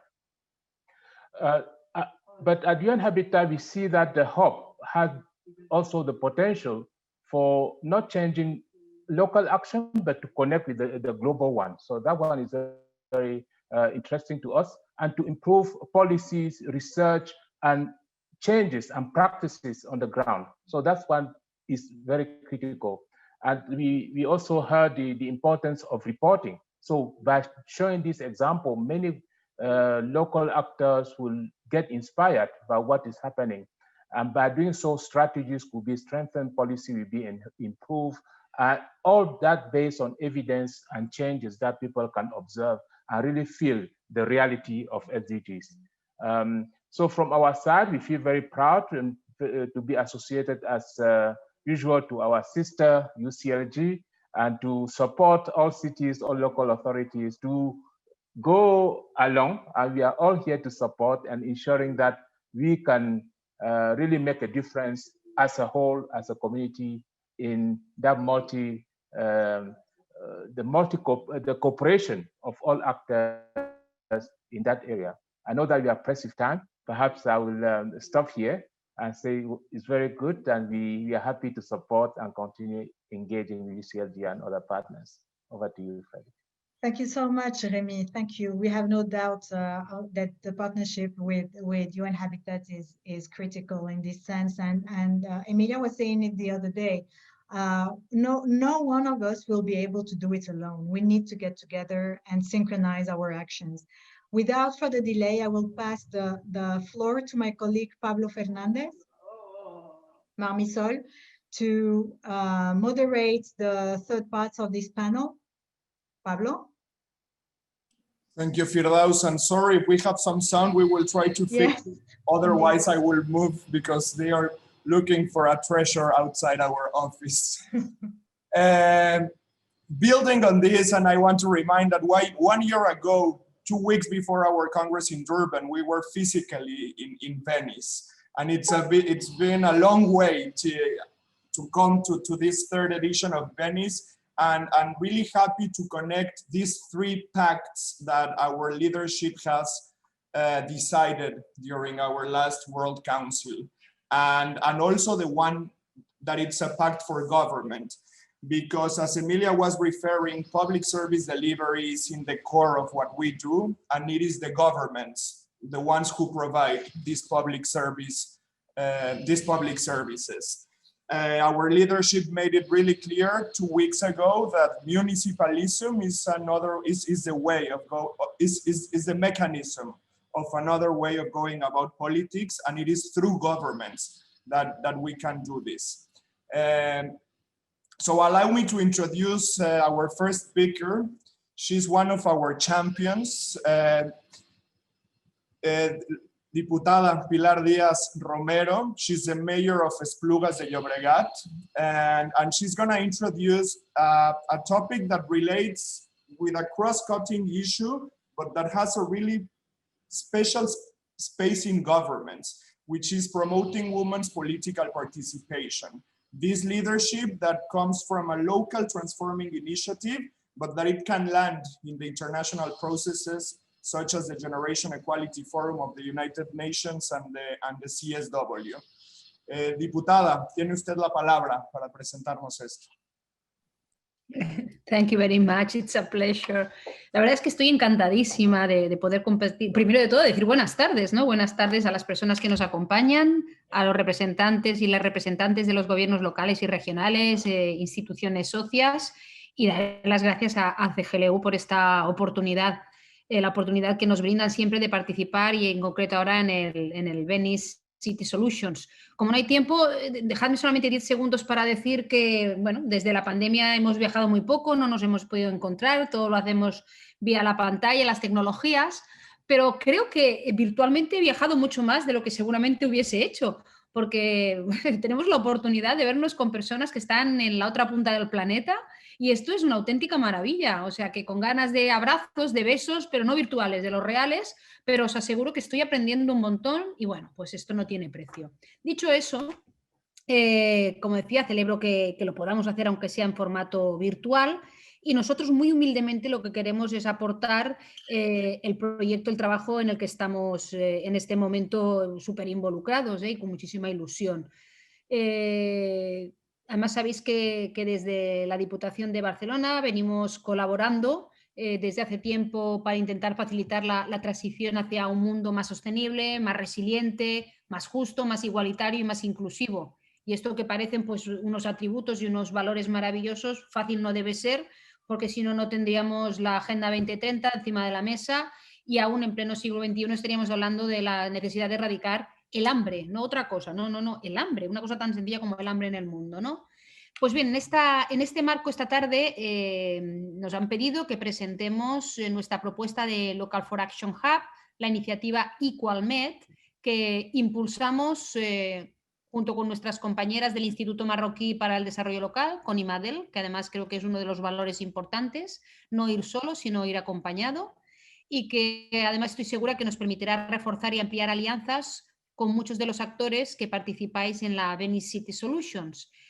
Y os preguntaréis, quien no lo haya oído, ¿no? ¿Y qué es esto de EqualMed? Bueno, pues EqualMed tiene por objetivo general contribuir a la incorporación de la perspectiva de género en las políticas públicas locales y en particular promover la participación política de las mujeres en la esfera local y territorial. Algo que no es fácil, que no es sencillo, no lo es en ningún sitio, ni en aquellos países donde además desde el punto de vista de paridad están más avanzados, tampoco, porque cuando vemos los indicadores no estamos donde nos gustaría estar, pero en cualquier caso es un desafío que tenemos en cualquier territorio de todo el planeta. Esta iniciativa en concreto se desarrolla en Marruecos en primera instancia, pero también implica representantes de gobiernos locales de otros países de ese entorno, donde la igualdad de género sigue siendo un reto importante. Y recalco, un reto es en todos sitios, en todos los países, pero allí, pues por supuesto, que continúa siendo uno de los principales retos. Esperamos así generar progresivamente una ola de alianzas entre mujeres electas locales del Mediterráneo. EqualMed parte de los aprendizajes del proyecto que implementamos desde la Diputación de Barcelona con IMADEL ya entre el año 2017 y el 2019, que además recientemente ha recibido el primer premio de los Platform Awards de excelencia en el ámbito de cooperación descentralizada, pero nosotros queremos más y queremos continuar porque, claro, una vez llegados a este punto, lo que queremos con EqualMed es dar continuidad y desarrollar una plataforma de intercambio y generación de conocimiento entre comunas marroquíes y municipios de la provincia de Barcelona y sobre todo trazar alianzas con otros gobiernos locales de la región para ampliar progresivamente esta plataforma de acción local. Actualmente, la iniciativa EqualMed suma más de 16 gobiernos locales marroquíes, más de 12 municipios de la provincia de Barcelona y tiene alianzas con gobiernos locales libaneses y tunecinos. Y además cuenta con la participación de entidades de la sociedad civil y de expertos en la materia, que pensamos que también es muy interesante, que no vayamos, aunque estemos acompañadas, no vayamos solas las administraciones locales. Una vez explicado, no tengo tiempo, me encantaría poder dar más detalles, pero permítanme ustedes que les diga que EqualMed encaja perfectamente con la concepción de los Local4action Hubs, lo digo con un tono de humildad, por supuesto, ¿no? Pero pensamos que encaja perfectamente por una serie de motivos, pero principalmente por tres. El primero, porque suma prácticas y experiencias locales de distintos territorios con un objetivo global, la promoción de la igualdad entre los géneros, que es un derecho universal y una meta imprescindible para el desarrollo sostenible del planeta. Y permítame que les diga, es que las mujeres somos la mayoría absoluta, es que somos el 51 o 52%, no somos una minoría, no somos un colectivo, no, es que somos una parte muy importante. Y no podremos avanzar como queremos en ese mundo sostenible que queremos si no compartimos talento. Aquí no hemos venido a sustituir el patriarcado por el matriarcado, no. Y además hay voces que señalan ese camino y les digo que nos engañan. No, queremos en pie de igualdad construir conjuntamente nuestras ciudades, nuestros municipios, nuestras realidades, sobre todo las locales, y queremos aportar el talento femenino sumado al talento masculino. Si nos perdemos una parte del talento, no llegaremos tan lejos como nos gustaría. En segundo lugar, EqualMed es un acelerador de la Agenda 2030, con un impacto directo en la consecución del objetivo 5, que saben ustedes perfectamente que es la igualdad de géneros, pero también incide en el objetivo 11, en el objetivo 16 y en el objetivo 17, puesto que la fortaleza de este proyecto consiste en el intercambio de experiencias, el aprendizaje entre pares, la creación de alianzas y la cooperación entre territorios. Por tanto, es la suma esa imprescindible de la que habla. Alianzas. Sin alianzas no tiraremos para adelante y menos en medio de una pandemia. Y en tercer lugar, EqualMed va más allá del intercambio técnico y tiene una voluntad transformadora. Se trata de un proceso que quiere contribuir a través de la cooperación descentralizada a impulsar cambios en los gobiernos locales para que impacten en la mejora de los derechos y la calidad de vida de la ciudadanía, que en definitiva es lo que realmente nos importa y es el último objetivo. Pues bien, esta iniciativa representa una oportunidad para tejer vínculos, para estrechar alianzas, para conseguir compromisos y para fortalecer la voluntad política que nos permita favorecer no solo un mayor empoderamiento de las mujeres, sino también unas sociedades más justas, más igualitarias y con muchísimo más potencial, por lo que decía, de no perdernos una parte del talento. Y esto lo conseguiremos a partir del trabajo que hacemos día tras día desde las administraciones locales, los verdaderos catalizadores de los procesos de transformación, para que mañana podamos vivir en un mundo mejor, y eso esperamos y deseamos, o como mínimo dejárselo a nuestros hijos e hijas. Por tanto, en este sentido, confío en que los Local4action Hubs de CGLU signifiquen un revulsivo para capitalizar las acciones realizadas y expandir estos objetivos a otras regiones del mundo. Bueno, yo en cualquier caso les vuelvo a repetir que aprendo muchísimo, me ha encantado cada una de las experiencias que nos han explicado, alguna me la he apuntado para ver si la puedo copiar adaptada aquí, porque para eso hay que aprender, ¿no? Para aprovechar todo lo bueno. Y bueno, humildemente también esperamos que veáis esta iniciativa con la misma ilusión que la hemos iniciado todas nosotras y que se transforme realmente en un Local4action Hub replicable, escalable y sobre todo, yo creo que repitiendo mucho a Emilia, inspirador. Muchísimas gracias. Gracias, alcaldesa, y siempre inspirador, al menos lo digo personalmente, escucharla. Emilia siempre dice que la diplomacia de ciudades es una diplomacia transformadora, y esto tiene que ver con lo que usted decía de cooperación y de que esto es un Local4action Hub que contempla más de una esfera de gobierno, pero también una relación entre diferentes regiones y continentes. Y esto también habla de la diversidad que son los Local4action Hubs. Hay mucho tipo de Local4action Hubs y lo que tienen en común es lo que nos reúne aquí, que es la transformación y un nuevo mecanismo de alianzas, que también le diría que esto tiene que ver con que las ciudades están escuchando y las ciudades están dispuestas a hablar con la sociedad civil y las ciudades están dispuestas a escuchar esas mayorías que son sus mujeres. Pasamos ahora con Emilio Rabasco de FAMSI, quien va a presentar desde esta lógica, recuerden que estamos hablando un poco del pacto de gobiernos, presentará una iniciativa que tiene que ver con el primer punto que el liderazgo de CGLU pidió para transformar al mundo, partiendo de la idea de que se dieron cuenta que nuestras ciudades y territorios nunca volverán a ser los mismos, y de lo primero que se habla en este decálogo político para la transformación del mundo después del COVID es de los servicios públicos y la prestación de estos servicios. Entonces, Emilio, adelante, felices de escuchar su iniciativa. Muchas gracias, Pablo, muchas gracias a CGLU y también por considerar esta iniciativa como uno de los hubs de CGLU. Para contar este hub casi tengo que remontarme un poquito a dar dos notas. Una, la primera, el Estado español, especialmente descentralizado en sus gobiernos locales y regionales a nivel de competencia, uno de los más descentralizados también en Europa, y también uno de los que con mayor ahínco ha trabajado en cooperación descentralizada. Hace ya más de 40 años de los primeros ayuntamientos democráticos y prácticamente desde su inicio muchos ayuntamientos, gobiernos locales empezaron a destinar partidas a cooperación internacional al desarrollo y a hacer cooperación técnica también desde sus gobiernos locales. Esto, FAMSI, como una red de gobiernos locales, de más de 120 gobiernos locales de una región, de Andalucía, que trabajan en cooperación descentralizada, ha trasladado a su modelo de cooperación. Desde el año 2002 empezamos a trabajar, en este caso con Marruecos, la primera iniciativa de trasladar la gestión pública para favorecer empleo precisamente en jóvenes, que se ha hablado hoy aquí, en temas de escuelas-taller. Desde entonces se ha ido trabajando de forma muy intensa hasta el año 2016-2018, que se produce un avance en este modelo de cooperación técnica que hacemos desde nuestros gobiernos locales. Y es algo que queríamos presentar y que hemos presentado en el marco del Hub y que forma parte de esta iniciativa, ¿no? Este nuevo enfoque trata de trabajar la defensa de los servicios públicos y además empoderar y poner en un nivel principal la gestión que desde los gobiernos locales y provinciales se puede hacer de estos servicios públicos, ¿no? En ese año 2016 a 2018 trabajamos intensamente con metodología de aprendizaje entre pares con gobiernos locales tanto africanos como latinoamericanos. Realizamos inventarios del patrimonio, de la capacidad técnica que había en nuestros gobiernos locales y empresas públicas municipales y provinciales para trabajar en cooperación técnica.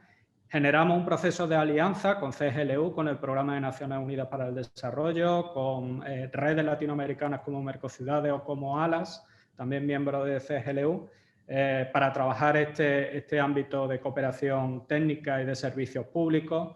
Desarrollamos prácticas y trabajamos prácticas entre demanda de cooperación técnica de estos gobiernos locales latinoamericanos y africanos y nuestra capacidad o innovación también que había en nuestras empresas públicas. Desarrollamos un primer programa de pasantía en Andalucía con más de 30 representantes de estos gobiernos locales que interactuaron entre ellos y con nuestros gobiernos locales. Este proceso de aprendizaje fue muy seguido también desde el área de aprendizaje, de learning, de CGLU y Programa de Naciones Unidas para el Desarrollo.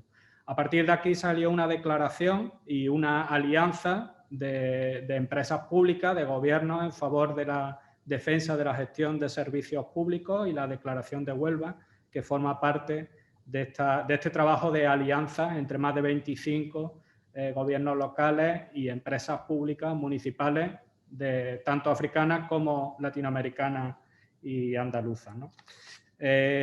Para nosotros los servicios públicos son determinantes, lo has dicho Pablo, y aparece en el decálogo del COVID, ¿no? Determinantes para la mejora de la calidad de vida de la ciudadanía, para favorecer la cohesión social, el desarrollo humano, y en época de pandemia y de pospandemia van a ser vitales también para transformar nuestras ciudades, para trabajar también desde una perspectiva de estos servicios públicos más ecológicos, más enfocados a la transición verde, a la transición ecológica y más enfocado a la transformación del territorio, ¿no?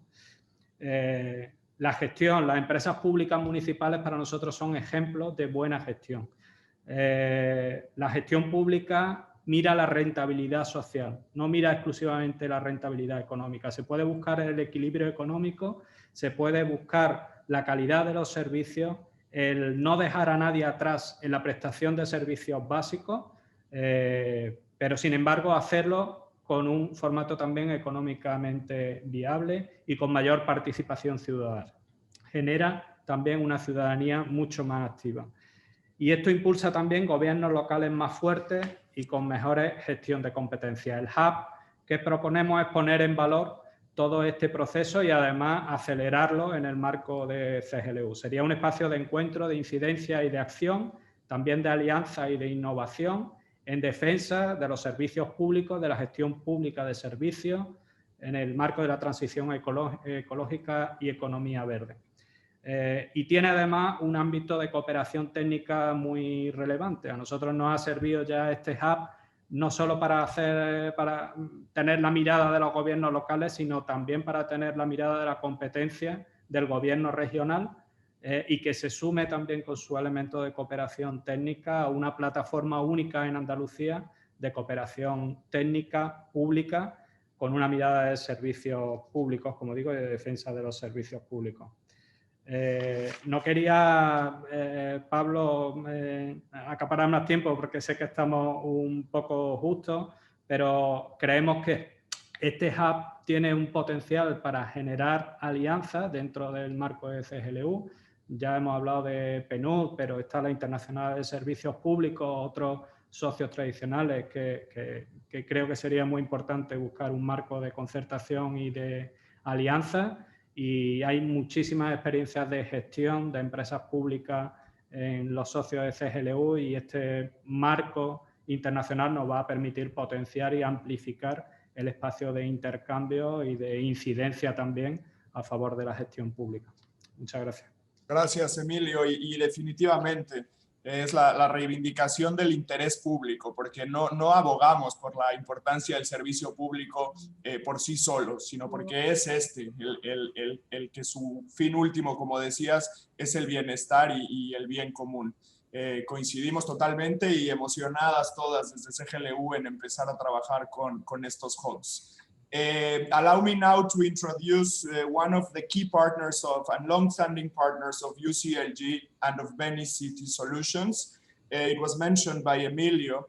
as one of the key partners for the hub of FAMSI, but it's also one of these colleagues that has been with us for many years, and that we want to involve as much as we can in these initiatives, in this new way of doing politics. Johannes, the floor is yours to close this segment about government and the Pact for the Future.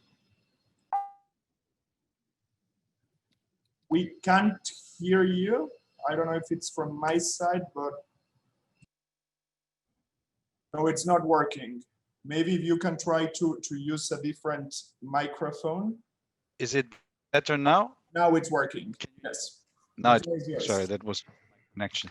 So thanks a lot, Pablo. And let me just repeat that we are really proud and happy to be co-organizing the Venice City Solutions. And I won't even take a minute to talk about the large cooperation that we have that is really, I think, working better and better between UNDP and UCLG, specifically at the international policy levels, but more and more also at the local level. And I think this is exactly the point of the Local Action Hub. I have discussed also with Emilia and many others. I think what is missing still is that these kind of like cooperation that we have at international level is also at the same time and as strong at the local level. And how can we achieve this? And I think we have two windows of opportunities. One are the local action hubs that we are promoting, and I can see are more and more concrete. So that's very interesting. And the second is that the United Nations system is also in a change. Let me not speak for all of them, but let me quickly speak on UNDP. I know that you have already a little bit contributed, but there will be more consultations. But we are in the process of writing up the new strategic plan for the next 5 years, which is going to be considerably different with the situation that we're living. We are looking at how is the whole governance area in UNDP being redefined, so to speak, the next generation of governance. And very importantly here, which is led by us, which is how are we doing local governance? And there we are really proposing to look at these at associations, at cities, very differently from beforehand, from saying like, okay, what kind of like services can we provide in order to strengthen? Of course, that will continue, but it's much more looking at cities as really as these hubs for innovation, as these hubs where things are happening, where we need to be part as international organizations, at the same time, really not forgetting that we need to and could really promote this action together. So what I'm proposing here is something quite concrete. Let's try and see if we cannot, during this formulation of these new policies within UNDP, really make sure that we build this cooperation, that the local action hubs could be part of the UN programming cycles in the countries. Like at least from UNDP side, it would definitely be interesting, but there's a lot that is happening, and there's a lot that is happening still a little bit in silos. But if we manage that, we have the UN organizations, like these local action hubs where you really have these integrated solutions, it should be, and that's the next part. And I'm very happy to take this up, and I'm also, I think, can definitely convince our colleagues. We have, for example, the initiative of the accelerator labs of SDGs. We have them now in 100 countries, innovative solutions. So this should not go in parallel streams anymore. I mean, we should really see how this very concretely can work together. So if you have countries with an accelerator labs and you have a number of local action hubs, both are about innovation. Both do look for integrated solutions. So we need to see that this is not on a ad hoc basis, that a country office, for example, with the city because they're working, but that we manage to have a more institutional drive towards really making these two systems, which should not be separate and are not completely separate, of course, but can simply work in an integrated way in the future. Nothing more than this, but I'm most happy to discuss further how that could be done and how we can jointly push for that to become reality. Thank you, Pablo. Thank you, Johannes, and I'm really excited to start working and discussing with UNDP how to synchronize and co-create, because I will leave this because it has to do with what you were saying, that from UCLG now we are convinced that we need a new type of governance that can bridge local actions with global trends. This bridge is the one that we are trying to identify, and our pact will be one of these mechanisms to identify how to bridge these actions and trends. Emilia, we are 3 minutes ahead of time, but we still have time and interpreters are still here. So I yield the floor to you, and thank you. Well, thank you very much. You have done a great job. Thank you, Firdaus and Pablo, because much better than me, because we are almost there, almost on time. Let me go now to Carla Rey. Let us get from you, Carla, Secretary General of AICRE and alma mater, as I was saying yesterday, of this whole endeavor. How you have perceived this, and how does it feel for you, this notion of the Venice City Solution as hub of hubs? And as we are coming close to the closure of the whole event, let us taste a bit what you are going to bring with you to your weekend, which we hope will be very restful after this marathon. Carla. Thank you, Emilia. I must say that, as usual, because this is the 3rd edition, when we arrive to the end, we are in the middle of the brainstorming, because we have received such stimulus and ideas that we have to think a lot also after the event. And I was listening so carefully to all the experiences of the hubs that we have heard before. And I must say that right now I feel a huge responsibility, not only me, I think, but as local authorities. I mean, we are facing a great challenge here with the Local4action hubs, because we have the responsibility not. Your microphone is on. Can you open it up again? Does it work? Now it does. Okay, sorry. There was a disconnection. No, I was saying that I feel responsible right now, because we heard such many fantastic experiences around the world in terms of action of the SDGs through these Local4action hubs, that right now we have the responsibility not to disperse what has been already done. And I have the feeling that, you know, we have a power here. I feel that, to use a sort of metaphor, as community, we need to transform this single precious drop of water into a refreshing spring, because this spring can really fertilize our planet that is becoming arid, you know, and not only in the technical, physical way we use this word. So these fantastic experiences must be enhanced, and we need to multiply these effects. So we have a challenge. I think there is a political challenge and also a technical one. The political is that for what we do as local authorities, we need to be officially recognized as key actors. We are always present in the very international places, but we are always not seated in the tables of the decision makers. We are attending you know, side event, like in HLPF, for example, but not only HLPF. I'm thinking about COP, for example, in the environmental issue, but we are not decision makers. And I think that this Local4action hub can help us also to make visible what we are already doing.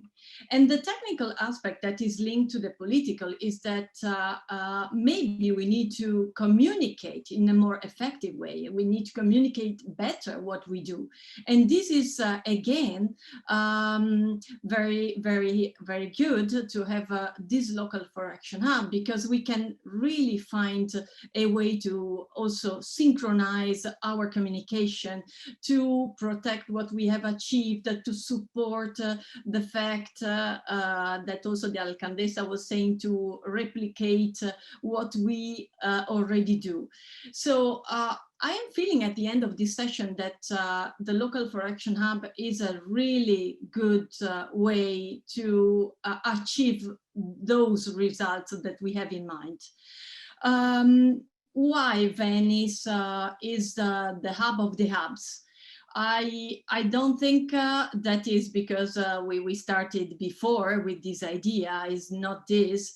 It's maybe because we thought with UCLG about an artisan laboratory. A place of knowledge where everyone work hard for the good of the community, our community, where everyone is welcome, any kind of actors, every kind of sectors that join us with the same ideas, who is coming from a different cultural background, but the ones mostly that have understood that we can work together.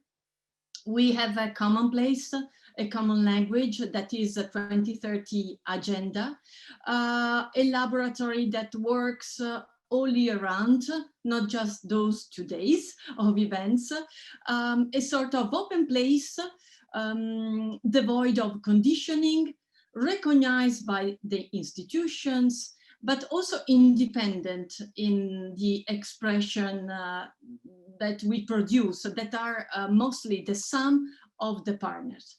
So what Venice City Solution can do for all the hubs, I think provide them and to give them the more visibility we can, to create a platform that can allow everyone to view what is going on in the world and to replicate it, and maybe to enlarge the period of exchange, not focus on just an event, but really a year lab.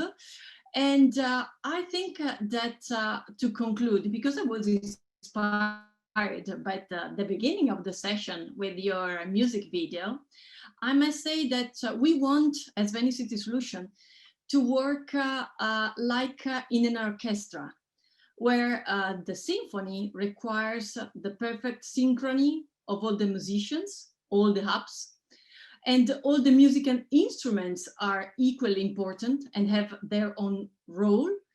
And the results depend to the capability to coordinate together all the efforts.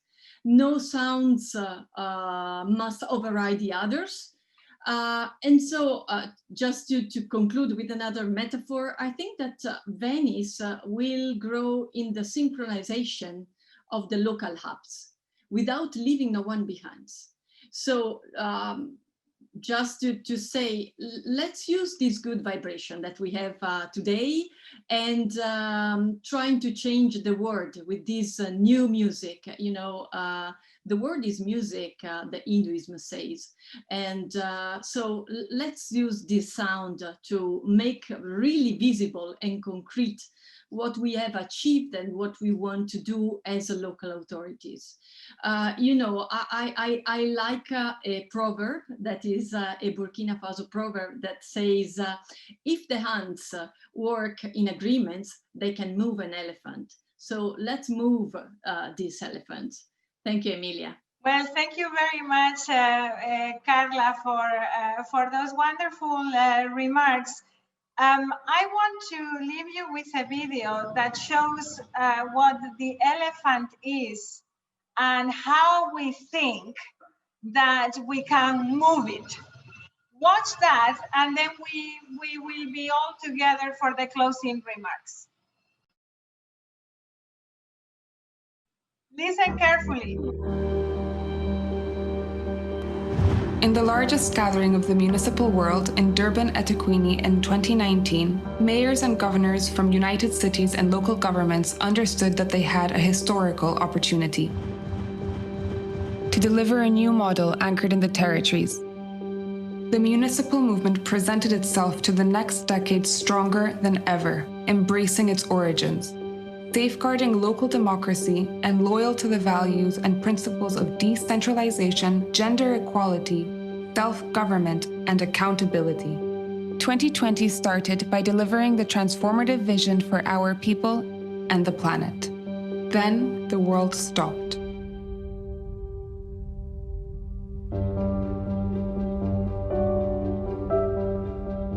The way we all relate to each other radically changed, perhaps forever. Our cities and territories would never be the same. The COVID-19 pandemic is a magnifying glass that highlights who and what we are leaving behind. What do we mean by the commons? What should our commons mean? Who cares for us? Who do we need to care for? No single actor can bring change alone. In this tragedy, we have found the reasons to keep working as guardians of the dreams of our communities, as global actors with transformational and convening power. We might not know what is coming, but we know what we need to do. Municipalism is the proof that there is another way of going about politics. This challenge can become a foundational moment for our world that bridges local actions and global trends.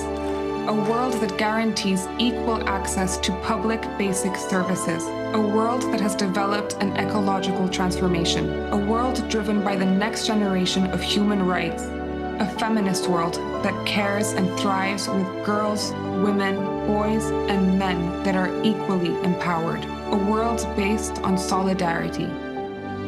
United Cities and local governments, an equality-driven movement, is committed to facilitating the space for local and regional leaders to make this world a reality. We need to do it for the future, with the governments, with the people, with the planet.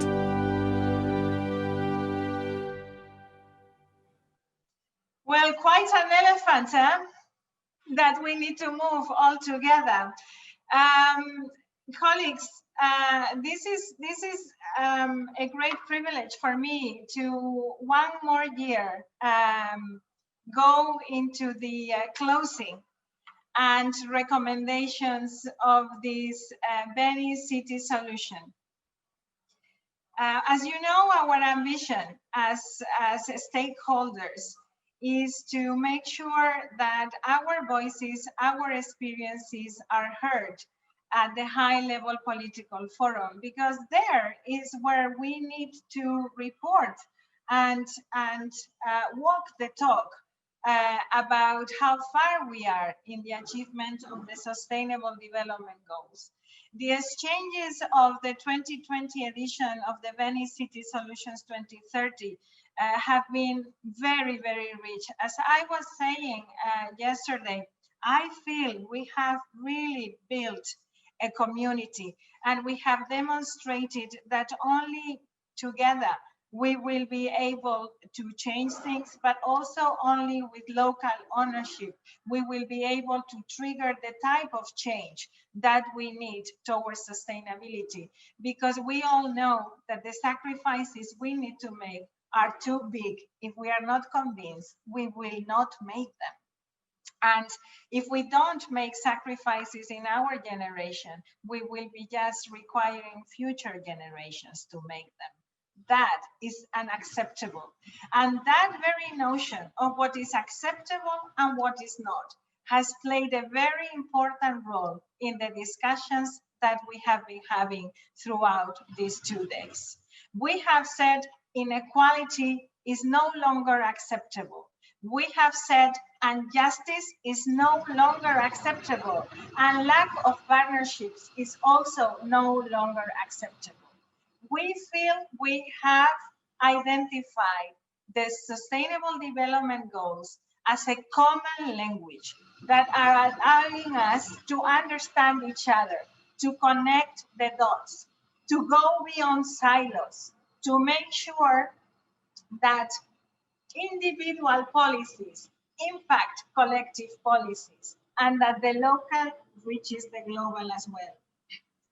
We have identified the importance of going back to the basics. And I think the pandemic has been very, very present in our discussions. And what we have felt in our confinements when we haven't been able to touch each other, we haven't been able to celebrate in the way that we usually do. It has allowed us to reimagine what is essential, what do we care about, and what does need to be at the core of transformation.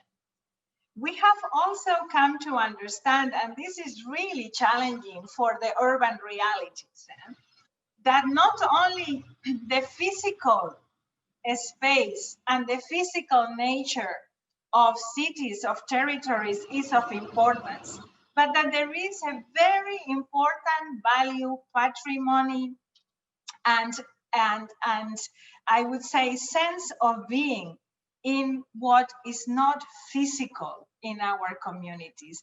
We will need to redefine consumption and production. We will need to make sure that we pay attention to different types of economies, that we define efficiency and growth in a very different way.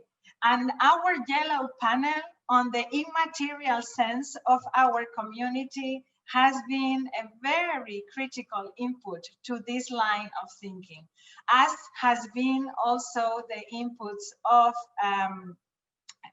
the architect, Tatiana Bilbao, that put together that sense of intangible, of immaterial and community back at the heart of the individual being, and that brought care and the caring society that has been so important for all of us during these trying times back at the heart of the design and the definition of our cities. We have also seen how partnerships will need to help us identify new correlations and new ways of working with differentiated lenses.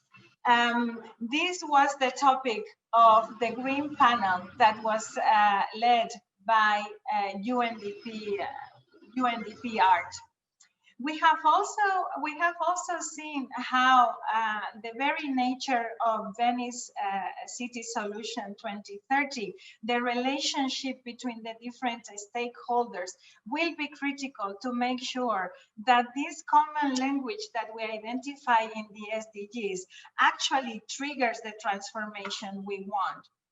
And in the UN Habitat led session on the vision for the future around the strategic planning and imagining the sustainable city, also very important lessons came across around the importance of individual responsibility and individual actions. My colleague Diana Lopez, who didn't want to talk in this closing session, I think she feels she has already talked enough, said to me, look, individual actions impact government and government impacts change. Now what we are missing is also the relationship with the planet. In some of the discussions that we have had throughout these days, and in particular in this session on Local4action hubs, we have seen how there is a false dichotomy between nature, sustainability, and people. We don't exist as a species without this planet, not yet, maybe in the future. So we need to break down that kind of dichotomy.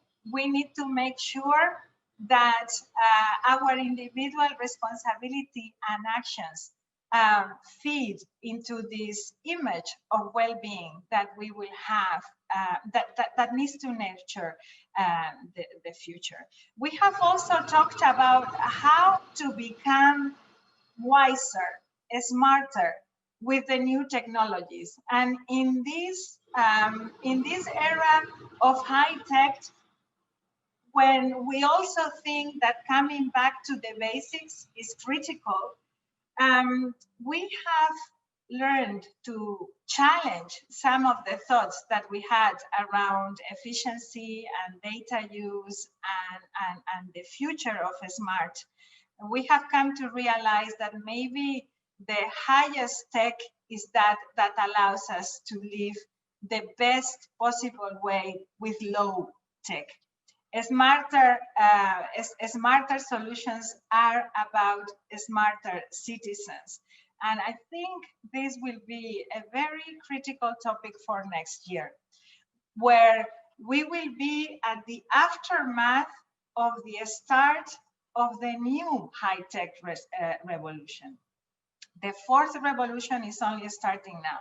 The president of AICRE and CMR was sharing with us in the opening session that most people will be working in jobs that didn't exist yet in the coming 10 years. This, I think, will be a very critical food for thought in our next edition. And I think it will need to be defined and driven by our expectations as stakeholders, and not only by those that are developing the applications for the future, right? We need to be, we, the humans, the citizens, with the governments, need to be the smartest applications of all. So I challenge you to think together whether we can make sure that next year this will be at the heart of our discussions. It's hard to close 2 days like this with so many different visions and so many different examples and cases with one single thought. But I think the strongest thought of all, which has also been expressed by Carla in her closing remarks, is that, well, the reason why Venice City Solutions is the hubs of local hubs is not because it was there first, is not because it's the only space, is not because it's the smartest place, but it's because it drove us back to the artisans, to creativity. Our future as society, I am fully convinced, and this is totally of my own making, but with your inspiration from the past days, I think you have given me a green card to go ahead and put it this way. Our future is not going to be a production and consumption society. It's going to be a creative and caring society. If anything, if we do anything well, the Venice City Solution next year will need to bring us a step forward to that caring society, to leave nobody and no one behind. Thank you very much for giving me the privilege to close this one more year. I love my job. Thank you.